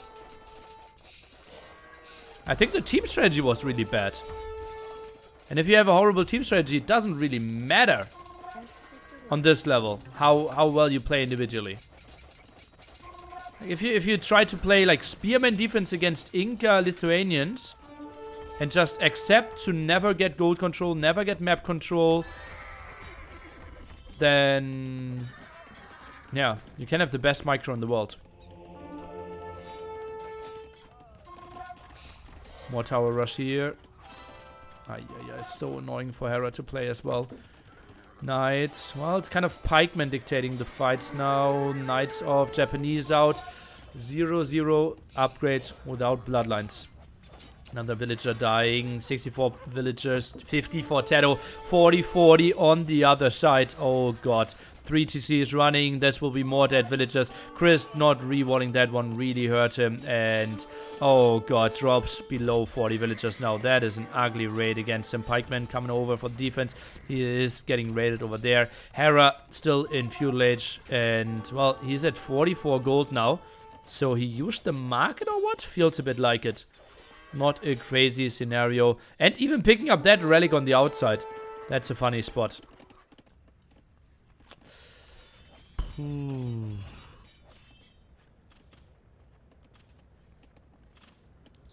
scouts coming over. Those knights squeezing through. Oh boy. Didn't even think that was an option. Hera with another try to chop out. 73 villagers for land. Throwing some knights. Getting +2 attack now because of the relic. Okay, forward castle. Oh, that's the fight that Land probably wants to take. No, he does not. Pikeman would make it too efficient. And that's a castle that is going to go up then. Land, does he have any army that could help him contest this one? Not really. Could have gone for a defensive tower. I think maybe contesting this could have been an option. We'll just have to give up all this area now. Monastery behind. Interesting choice. He already has a monastery here. But he tries to go for one at that angle. For more knights around. TaToH just requesting some more help there with his tower rush. Could Magnault chop through the woodland in Castle Age? Would you need imp upgrades for that? Onager is the upgrade that makes that happen. In the game that we are playing now, when the game came out, you needed to have siege onagers.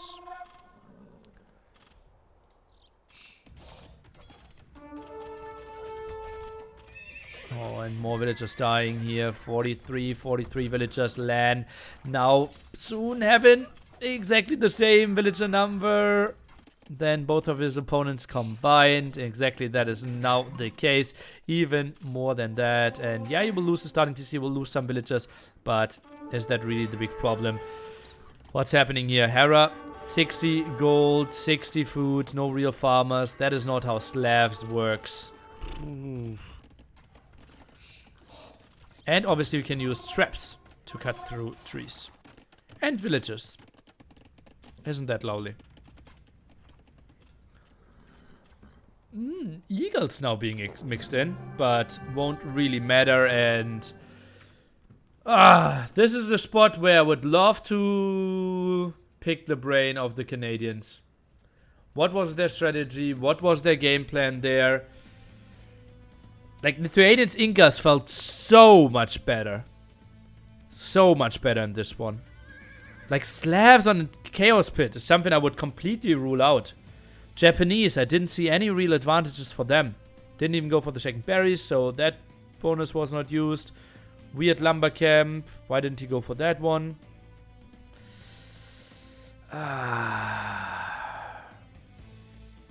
43 plus 46 equals 89.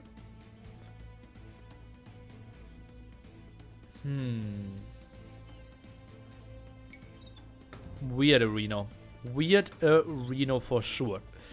Land with the most kills. Quite obviously, TaToH, fewest losses. Well, makes it easy if you have only the largest army of 10 there.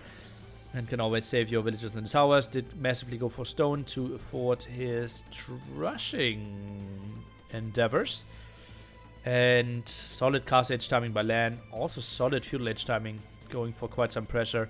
And Hera 1031. Maybe not the most competitive thing. A weird game. Tough one to shake off for Canada here. Well, up next will be Ghost Lake. No, what? Yeah, Ghost Lake. To hopefully save the day. Would you be excited for Spain versus Brazil finals, or would that be B-tier match compared to China versus Norway? I would be excited for it. I think China-Norway would be a more fun clash. Spain-Brazil feels for final a bit underwhelming. I could absolutely live with it. Yeah. If Spain claps Norway, I will be super happy for Spain. If Brazil claps China and Vietnam before that, I will absolutely live with that final. Yeah. Best known Civ composition for Chaos Pit. I would say Inca Magyar. I like a lot. Byzantines have shown some power. I don't count Norway as a top contender because their strategies are bad. Thanks for your input. Thing with Norway is that both players are capable of full carry play. Byzantine Teutons? Yeah, I like Teutons as well. I love Ghost Lake, it's the best map. Welcome back, my man. Love your positivity. Ghost Lake Mongol pick? Why? Ghost Lake is just Indian Britons, no? Indian Britons against Goth Cumans. Yeah.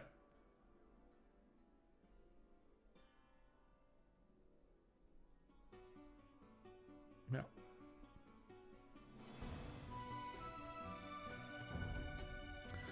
Tiffany was right about the Cuman sling Goth into Husker help. Would be crazy. Vietnamese Cumans? I think Goth Cumans. I think we won't see Vietnamese. Vietnamese is absolutely reasonable as well, right? Are you surprised we don't see more Koreans play on Chaos Pit? No, why?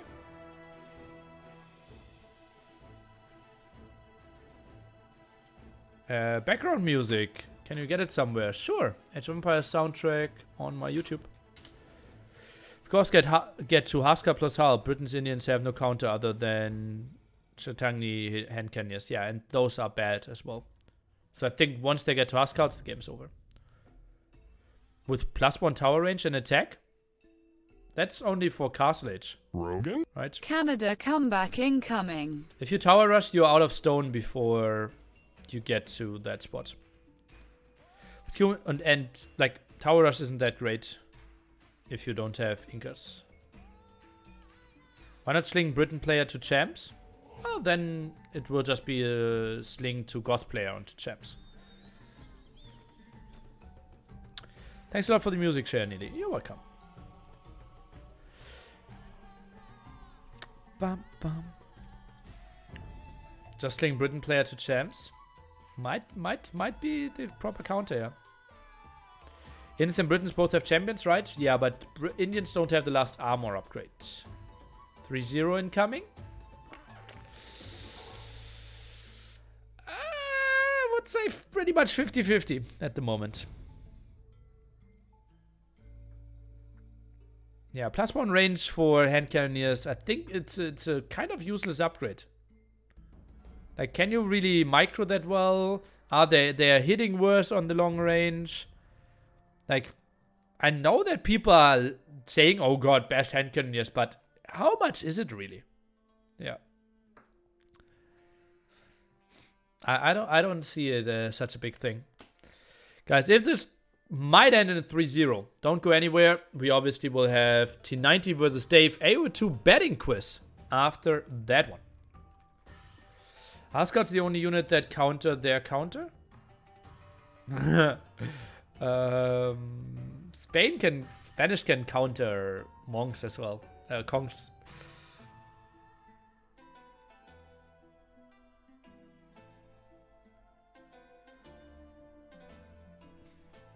I think hand cannoneers would die to God spam or Onager. Yeah, we won't see Onager, but yeah.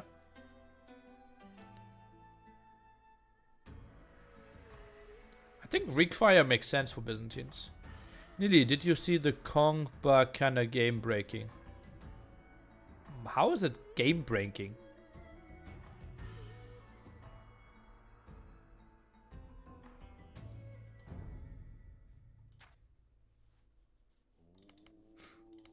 I'm a genius. Oh yeah. Oh yeah. Oh yeah, boys. Oh yeah, boys. So we will replace them with Slam. And Slam will get Britons from me. While Hera will get Indians from me. Then we give TaToH humans. And we will give Lan a civilization. That will be interesting. And only made sense. If you pick Goth that early, you have to have a plan with them. And they're using them on Ghost Lake. And if we get to Mass Haskell, Britons is doing nothing. If we get to Mass Halberdiers, Indians is doing nothing. If we get to a mix, it will be really tricky. Maybe Sling on 2 Britons might need to be an option. Let's jump into game number 3. This one should be an interesting one. Why are we going for these civilizations, guys? Indians, obviously incredibly strong, can go for camels, can play an easy fast castle and dictate the typical knight crossbow army. Why are we going for Britons? Well, we simply get extra sheep on this one. We can play Drush FCs quite nicely. And we can just out crossbow our opponents so nicely with the extra range and the faster production. Why are we going for humans? Because it is so easily wallable on this map that you can wall everything, get pop 20 TC up and have the best economy. And then maybe sling the Goth to victory. This one will be interesting. I think you need to play mass aggression against the strategy that Lan and TaToH are going to play. Bolle, thank you so much. Human 2 times Palace Wall and Sling. Yeah, not unlikely. Remember, guys, we're not allowed to sling in Feudal Age. Otherwise, this strategy would absolutely be broken. And we would play it every single time. Like, human 2 TC sling would be the best strategy for sure. But slinging is only allowed in Castle Age. Do you think Canada expected this? If I see it coming, Rogan? They probably should as well. Jiva, thank you for your 5 gifted subs. Like, Goth had to have a plan, right? And it can't be Nomad. It can't be Team Island. So it had to be on Ghost Lake. So I think they should have seen it coming. Same for Ghost for Humans. Yeah. Jiva, thank you so much. 25 gifted subs in total on this channel already. Thanks for your support. So much work for that one boar. TaToH 3 on wood early, so he will go for the lots of walls. Neely, you're technically better than almost any player, so if you knew doesn't mean other wood. Yeah, but I'm not here to be the smartest. I'm trying to be here to also say like how good the other players are, right? And Hera has a great Age of Empires brain for sure. So I think he at least gave Goth some thoughts. Slam or Chris? Well, the top is saying slam, and it says slam here. So I say slam. So what would be a counter strat? I think maybe breaking humans early on. But he has more HP, he has another extra TC.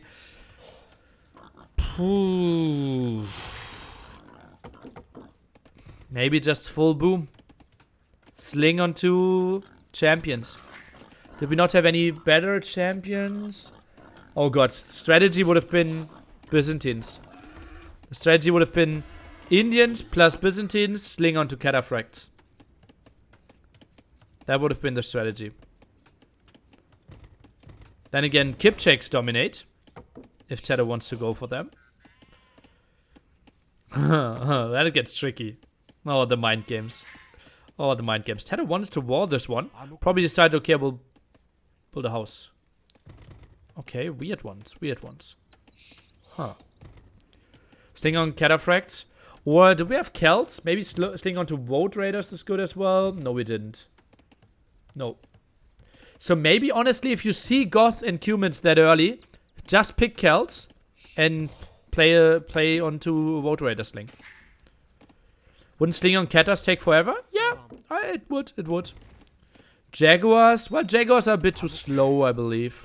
But yeah, pound for pound, there would be a great counter, yeah. Ooh, this one will be so intense. Drush now coming over from Slam. When was the last time we saw someone doing damage against a human player with a Drush? Had to be some time. Steven flying in with 5 gifted subs as well. Thank you so much.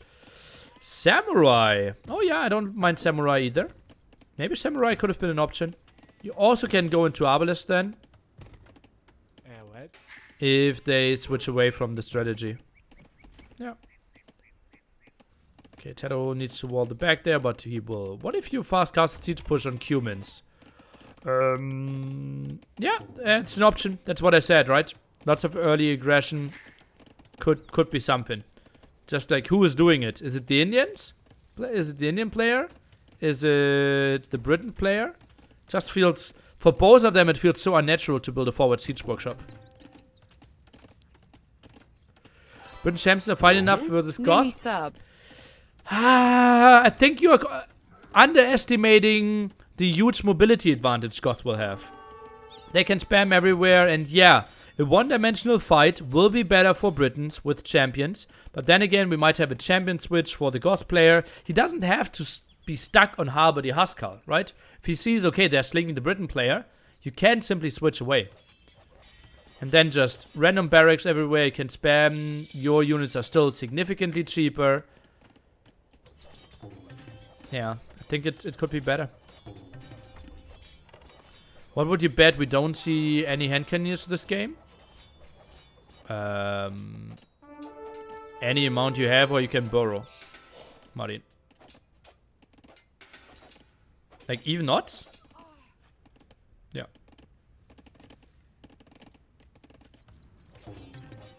What about X throws or Gebettos? They work fine on my level, but I don't know these things in high elo. That's also units that sound more like a one-dimensional army for me. Like throwing X-Men are too immobile. And then again, Franks were already used before that one. And Malians are just incredibly strong on Nomad. I think Japanese actually might have been a really, really good pick there. I think there was a brain fart. Sonic Knights are too slow as well. That's a misplaced mining camp, no? Is that 2 tiles away? Maybe it is. Oh, I love the team play. I love the team play here. Scout around, get so much damage done. Now takes the hill advantage again.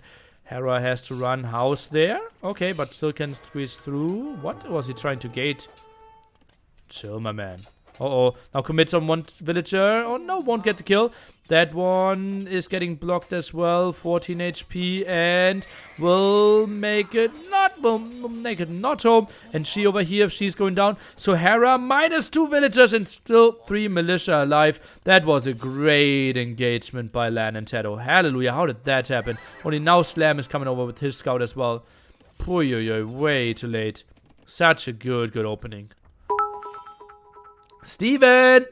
Oh, it's minus 3 already? Hera's minus 3 villagers. How did that happen? Okay. Steven, thanks for 1,000 biddies, my man. Ooh. When they entered, they already got one? Okay. So I missed that. And those militia are doing nothing. TaToH will boom away. And yeah, you simply see that will be a Goth castle. Or double walling there. We see the archer range.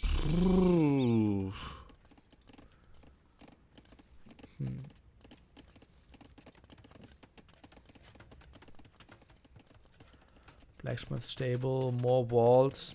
What is he afraid of? I think against the strategy you can wall with one villager if you want to wall at all, honestly. Like, you know the opponent is never going to any army.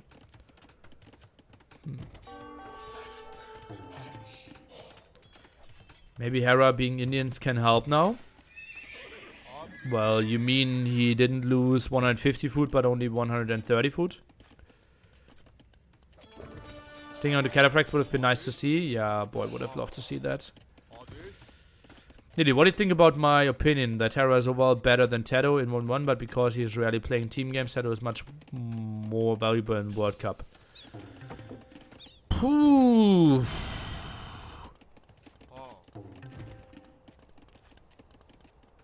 Like in 1v1, Hera is having TaToH's number quite massively this year. There's no way around that. I think they might be on the same level in team games. I think Hera might still have the slightly higher skill. But TaToH has so many like tricks up its sleeve. Like this strategy, I don't see Hera coming up with it. Like the Goth plus human, potentially Sling strategy. Maybe it was Lan. Right? But I honestly don't know enough behind the scenes to say... Maybe they tested the strategy, right? And they went even wilder and tested more and just saw, okay, no, this strategy is easily countered by a Sting onto Britons. So let's not go for that strategy.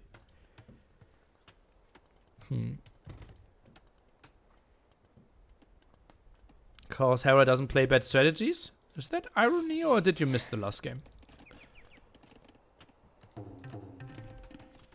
Also something John and I had to fight for a lot. Like, I was like, oh, let's try this strategy. Let's go for that one.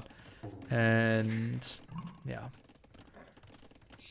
John liked to play Crossbow Knight a lot. Which made it really hard for us on Nomad, Arena, Chaos Pit, and all these other maps.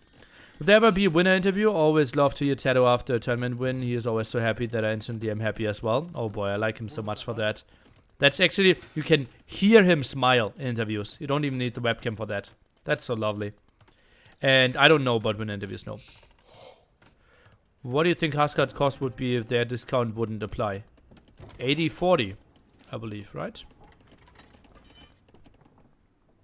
Yeah, pretty sure. Rogan? Huge boar flies in with what? How many? Holy moly. Holy moly. Flies in with 20 gifted subs. Holy, let's spam some nearly sub, guys. And especially everyone who is around and just got one. And I see some no names there. Hello. Hello, guys. Huge boar with a huge gifted sub package. Hello, my man. Interesting tower there by TaToH. Now goes on to more stone. Doesn't really need more stone though. If he wants to just sling Lan, who is playing 3TC. So that won't be any army from him. This will be full boom game. I think TaToH is the best in playing these games though. In my opinion, he is the best sling and defender player in these weird situations. Probably. Together with Roomstock, I would say. Yeah. But he had more famous series in those, yeah. Zeddy, thank you so much with your prime. Oh god, your support, guys, just crazy good. Thank you so much. I think I would have liked the tower 1 or 2 tiles further forward. Was there ever a stretch which was unbeatable? No, otherwise we would see it every single time.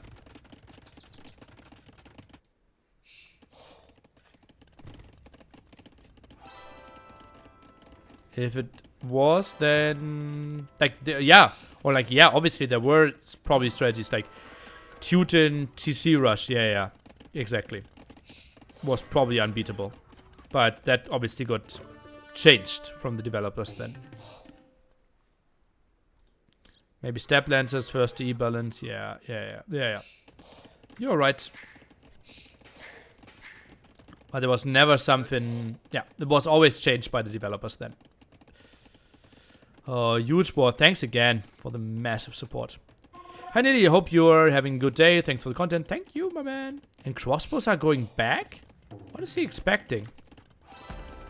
Mass Knights or what? Coinage is obviously coming in. And look at that. Land with the sneaky villagers. They're building 3 barracks here. And trying to kill Slam with Huskarls or what? This is so weird. So villager count is actually TaToH only slight lead over the rest of the pack. Was obviously building 3 defensive towers. And has coinage now, as well as handcart if I saw that one correctly. Rogan? Yeah, they have no idea about this. Acres of Acres flies in with another 5 gifted sub. Thank you so much, guys. The support today was absolutely out of this world. Something we only normally see on Mondays, and people are flying in, loving the show. Early flies in as well. I hope later on you will also enjoy Dave versus T90, the betting quiz. 4TC here by Slam. And oh boy, would I want to see what they're going for. Elysielix. Oh no, what? Elysielix 33, thank you. Christmas time, probably. Hera goes for 4TCs as well. And, oh yeah, Huskarls being produced. Oh, this will be so ugly for... And I think, guys, next level strategy would be TaToH actually adding a Siege Workshop and going for like 3 capped rams. Rogan?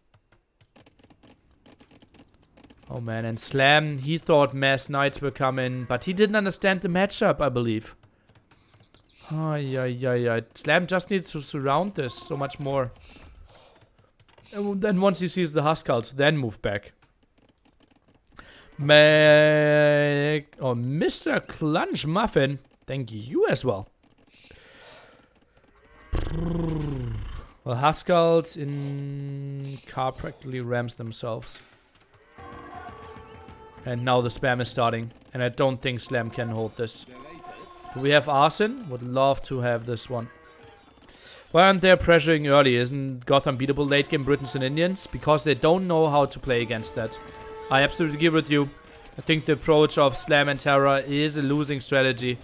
Oh man, what a beautiful, beautiful execution here. Now Stonewalls, okay, that can buy them some time. Okay, way to win this one is if Lan is going full aggression here with... Oh no, is it the forward castle? He has enough stone. Indeed, forward castle is being dropped. So the full castle age pressure from Lan against maybe full Stonewall Slam. And then getting onto the longsword / champion defense. But for now, the barracks should be stonewalled behind. It's going to be broken now. Huskarls are in. This is still open. Nice wall behind it. Some villagers will die. Now going for the archer range. How is the repair looking behind that one? Non-existent for now. Now the mangonel. I think the rams could have been really good. Maybe some petards could open this angle as well. And this will be all eyes on Hera, who is indeed going for the champion tag. I did say earlier, Indians are lacking the last defense upgrade. Otherwise, I think they get everything. I think they have supplies. Need capture M's here. Yeah, that's what I said. Now the mangonels. Crossbowmen should deal with that one quite nicely, though. Another house in danger. And some petards here. Could be lovely. Oh, God. This strategy could be stopped. But, oh, now the Huskarls are in. Villagers stopped at that angle. Defensive castle. It is still Hera who needs to carry this full game. Men-at-arms now. We have the barracks at that angle. Huskarls could swarm in. What a crazy strategy by Tactician Masters Lan and TaToH again. Mass houses here at the left-hand side, trying to somehow hold. Defensive castle at a lovely spot. Mass crossbow, the damage output is there. The TC might even fall for slam.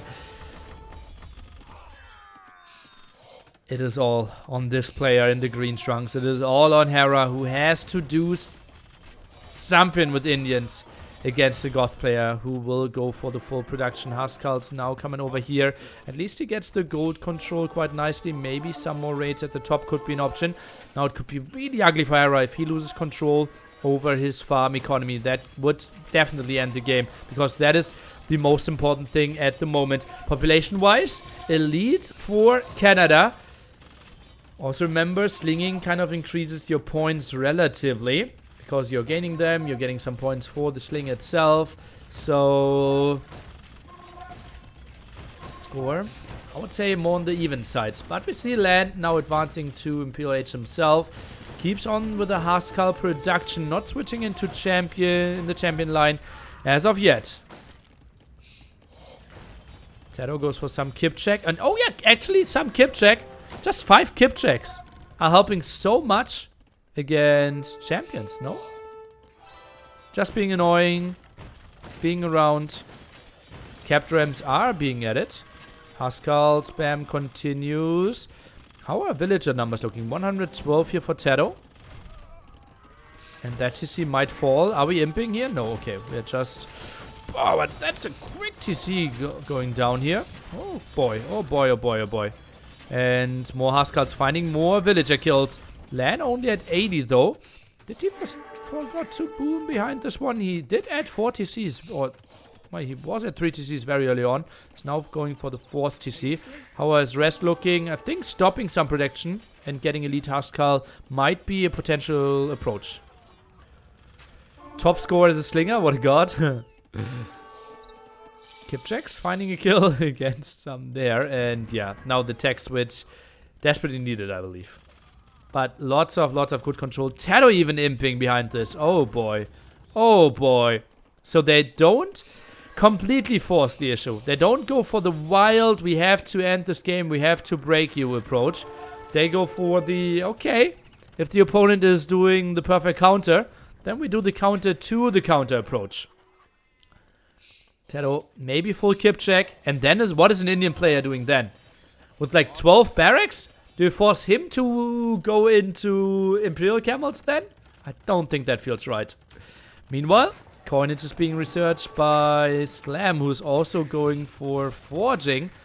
Yeah, not forging. Oh boy, what am I saying? Fortified wall. So he will try to make a sling happen himself. Not the greatest economy now. 112 villagers, but lots of them idle.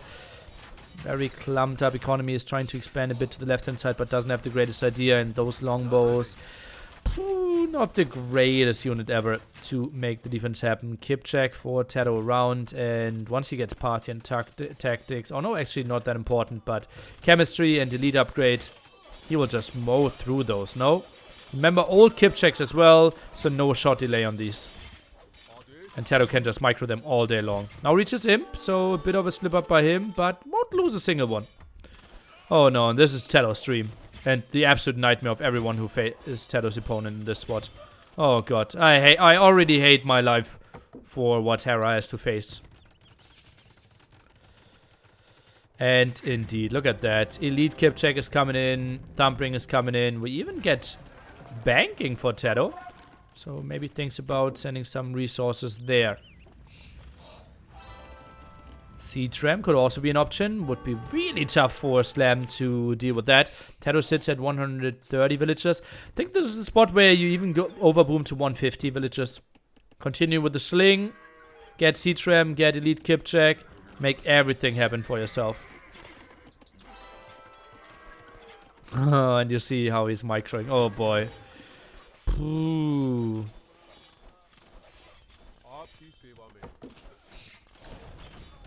Nice kills there, and well, we simply see Hera not really getting the aggression in now.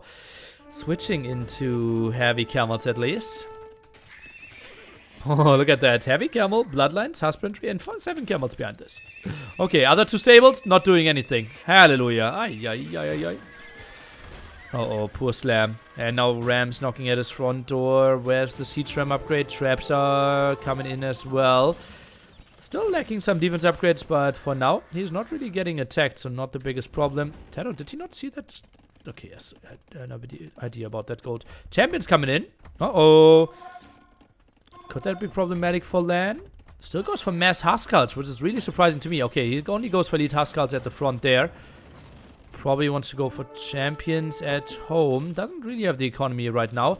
Mass Huskarls. Hallelujah. We're at 16 barracks, guys. He is going for quite some production. Oh, is around there. And Ram's just moving in further and further. Siege Ram upgrade is now coming as well. And castle count at 3. With lots and lots of kip checks in the queue there. Okay, that castle just finished. And none in the queue. Okay, now he's going for some there. And I don't think that Imperial Camels are actually that great against kip checks. You have so many arrows flying. We need some numbers. Castle, 1300 HP. That is a nice aggression by Hera. He knows that he needs to win that game. He needs to go with that one push. And then he can maybe play 1v1 against TaToH if he can steamroll LAN. But that is a big if. LAN sitting at pop 140. Hera is the only pop limit player. Castle might die, and oh no, this is ugly. Thanks for Imperial all Camels the awesome can't do much. content over the years. DK Krista, thank you so much for what I believe could be 50 euros. You are so generous, guys. Today, it's just, I don't really know. Sometimes you have some slow days. This one is one of the wild ones. I hope you love those games so much here. I love the strategy play. I love the approach. 10k score now broken by Hera. He's still ready to deliver some damage. Farmers here, not in the greatest positions. Lots of idols forced. Mass kip checks for TaToH though. And he might just get an unstoppable army. Only now the champion upgrade. Still Huskarls here. I think I would love to see LAN even booming some at the bottom corner of the map. Oh, but that's so much going down. Now some more sling from TaToH. Did send all the food, some gold.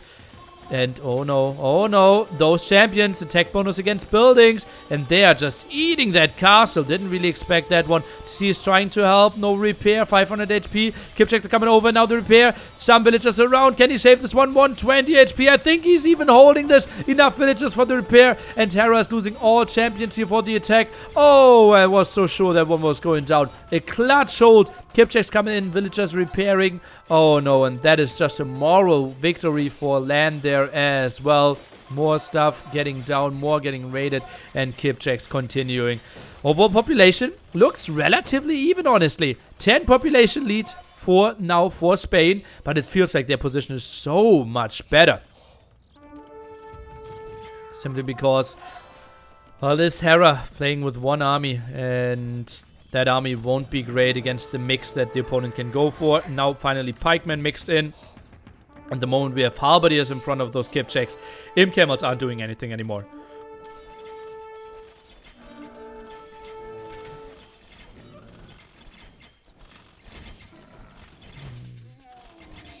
Hera's playing strong this game, but the Spanish tactic is just better, it seems. Indeed, that's what it seems. 3-0 for Spain. For me, the unlikeliest result. But oh boy, were they prepared. Arabia, a beautiful game. Game number 2, Chaos Pit. I have no idea what Canada was thinking. Maybe their plan, I don't know. And this one? I think the aggression wasn't there. Slam not realizing what they played against. He had all the archers. They knew, okay, that was a sling. From the Cuban player to the Goth player. And then he went back with all his crossbows, didn't really use them. Lovely strategy there by TaToH and Lan. Great execution. And Hera and Slam couldn't really find the answers. Whew, that was short and sweet, guys. Don't go anywhere. T90 versus Dave coming up next. AU2 betting quiz. Strange question. Do you Norway watch the series? Do you Norway watch the series? I don't understand the question, so it is indeed really strange. Fehler, thank you for 300 biddies, my man. Largest army, 70 for TaToH. Hera was at 69, which I normally would say is a pretty nice number. Then at 67, Slam after the crossbows. Never got into more. Slam, only 2.6k sling. TaToH was way richer to make stuff happen there. If you ask me if I already saw the series, those games were live. So, no, I did not. Do you know if Norway watched the series? Ah! I think they won't. I think it's really, like, you won't watch those series live. You will download the recorded games and analyze them that way. I think it's not a great approach to watch casters. Because obviously, we casters don't necessarily show what's important. We show what's more exciting. So, like, we as casters every single time have to show crossbow splitting against mangonels. Because that's what viewers want to see. But the more important thing behind this is production running? How are we expanding? How many farms does he have against him at that moment, right? How is map control? How is the eco balanced? Is he switching something behind this? Yeah. Tomorrow's game's more or less competitive?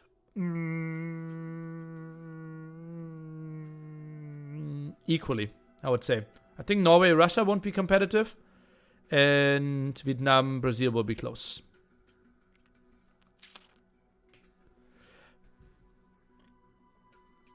I feel like it's easy to read Hera, who always does meta. Well, meta is meta for a reason, right? Because it is good. It is good. Spain and China are looking incredibly strategy-wise? Yeah.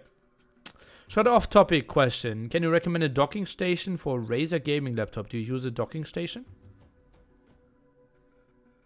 No. I think Spain will beat Norway. What do you think, Nilly? I think I predicted 3-0 Norway over Canada. And now I will predict 3-1 Norway over Spain.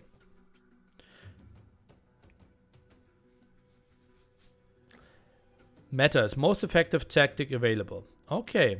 I wouldn't be surprised if Spain or China win. What's your thoughts? I wouldn't be surprised, but Norway is still my favorites. Hanili, Argentina versus Argentina. TaToH versus Canada. GL other teams? Yes. 4-3-1. Yeah. Well, then I will go for 4-1. My bad. Okay. Then I would say...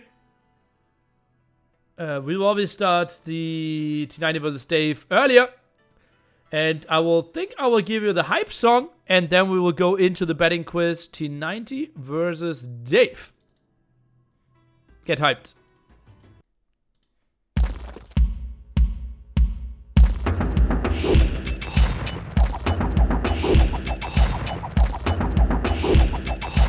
What's up, hippo lovers?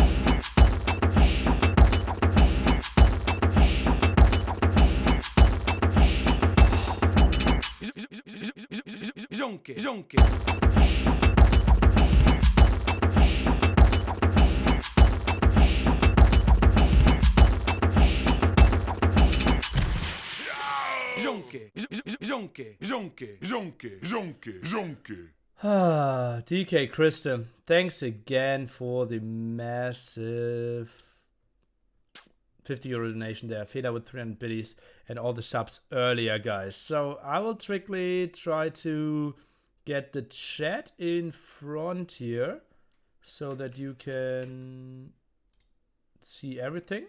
Indeed, you now should, right? Yeah, that's the live chat. So, TaToH is almost 290. Okay, then we quickly can hear into that. Close. But I'll be honest, I gave Canada a slight lead, or maybe 55% chance over you guys. How did you feel about your performance in the group stage, and how did you feel going into the set? Like we were confident on this set as well because we have practiced a lot and our synergy has improved during the games, during the matches. So we work hard. We have worked hard and tried to find the best plan for the matches as well. And so far, like strategy wise, we feel really good. I think our plans were kinda stronger than their plans. Kinda? I don't know how they prepared for this, but Well, I have a few questions about that. We'll walk through the games. Game 1 was really interesting. Lan, you're going forward with your scout, and you found a little present. What were you thinking after that? yeah, I think I stole like 4 ships. Yep. If I'm not wrong. Yeah. And we were talking about calling a restart, and after that we decided to play.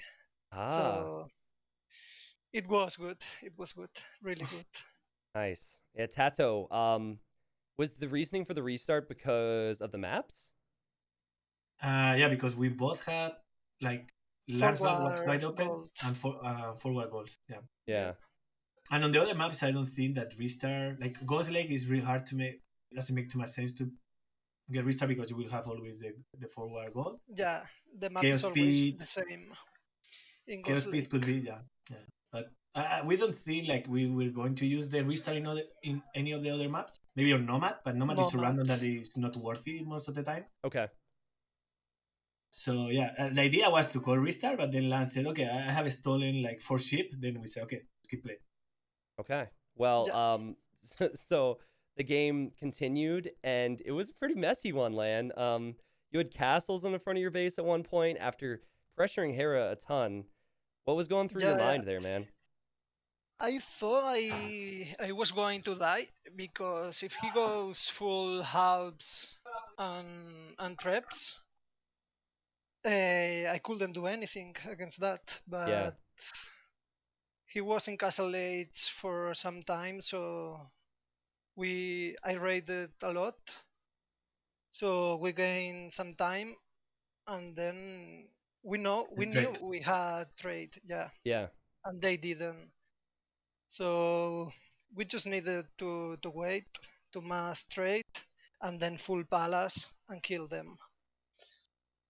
Yeah, I mean you did that. Yeah, I think at one point you had over 100 units queued. Like yes, I know. Like I was telling TaToH that because I had like 150 villagers, and I didn't notice till the end of the game. Yeah, I think Hera was raiding you at one point, and I think it was doing you a favor. Yes, you lost like 40 villagers. I told and suddenly... that. Yeah. So that one was...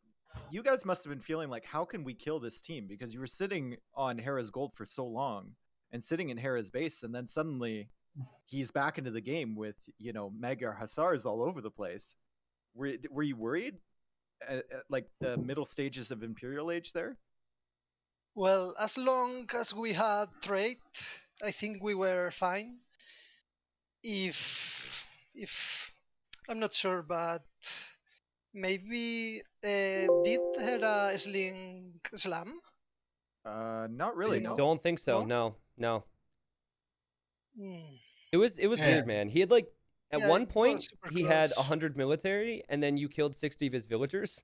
But Yeah. it took you guys so long to kill his 100 military that Yeah. so.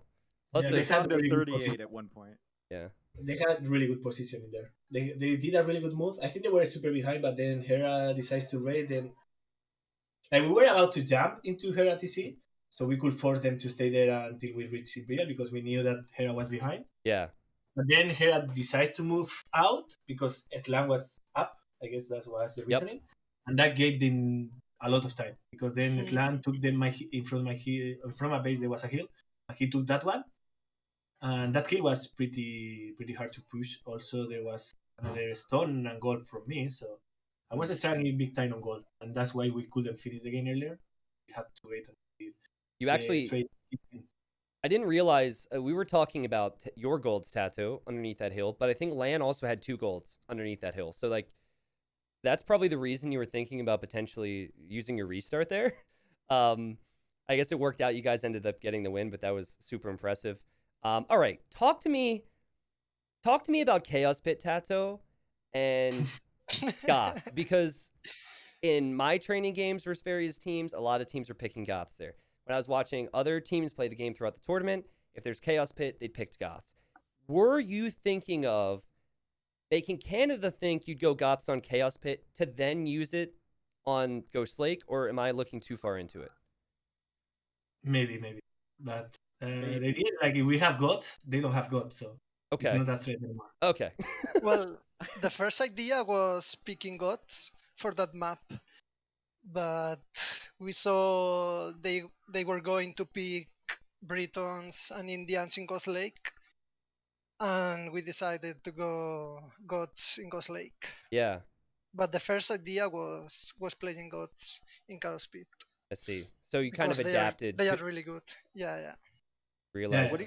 What did you think about Team Canada's strategy on well, whatever they tried to do on Chaos Pit?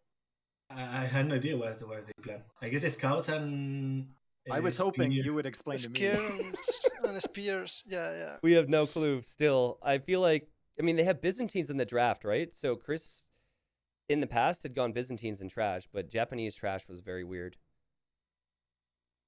Yeah. I think like we were thinking about Byzantines, Mongols, or Slavs, Okay. but no, we didn't expect Japanese because Japanese was more like for Teen Island or Team no. Islands. Yeah. But then we saw Japanese. We were happy with Japanese. Okay. I know that you guys also might want to hold on to some strats too, so we won't ask you too many specific questions because you have a semifinal to play, which will be a best of 7 and even more involved. But yeah, game 3 happens then. And at what point, like, was there a point where you guys felt like we've won this series in that game? And if so, when was that?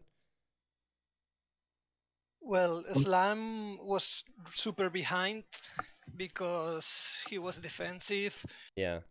He cannot do anything against Hero Skulls, so we knew it's going to be 2 versus 1. So they have nothing to do. All right. They have nothing to do. Yeah. I think And more with Indians. What could they have done differently, actually, in that game? Once they saw the civs and how you were playing it, what could they have done differently? Like when I saw that they both were dressing, I think we were like already like, okay, we are ahead. Yeah. Yeah.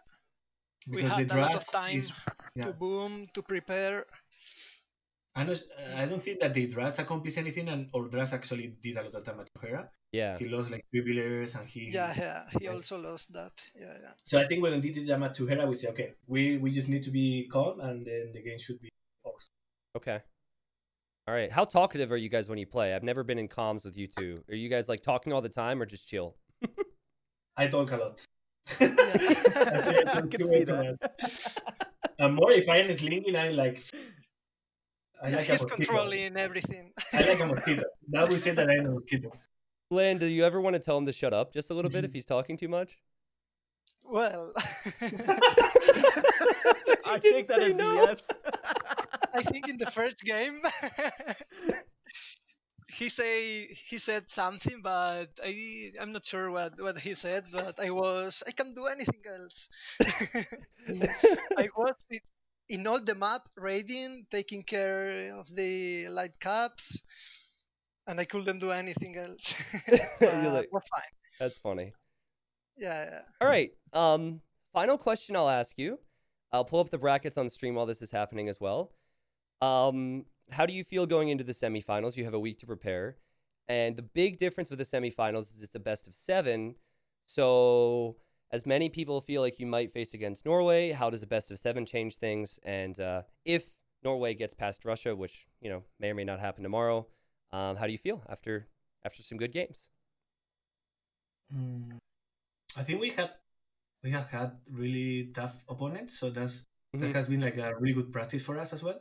Yeah. And I think that's good. That's maybe the only advantage we have over, let's say, Russia or Norway. Okay. But we haven't practiced best of 7 yet, so we need to probably, like, during this week we will practice and prepare for that.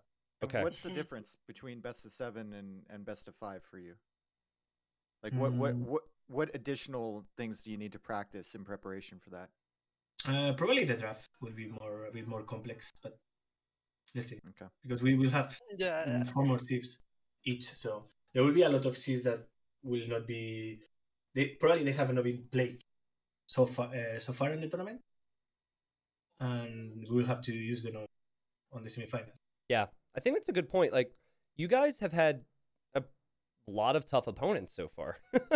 And you look at some other teams, they have not had as many tough opponents. Like Brazil and Vietnam are going to face each other tomorrow, and I'll ask you about that, as well as Russia and Norway. But I think there's no true practice quite like actual tournament games and actual tournament situations, because I'm sure you feel some nerves and you feel pressure in a tournament you wouldn't feel in a practice set. So I guess with that, Lan, I'll ask you about one set, and then I'll ask TaToH about the next, and let you guys go celebrate. Russia, Norway tomorrow, a quarterfinal, best of 5. What do you think happens there? I think Norway is going to win. Okay. Yeah, I think Norway is big favorite, but I guess they shouldn't be too confident. Okay. Yeah. Not sure they have practice, but so far I haven't seen the games, and it's not like they are taking it too serious. Yeah.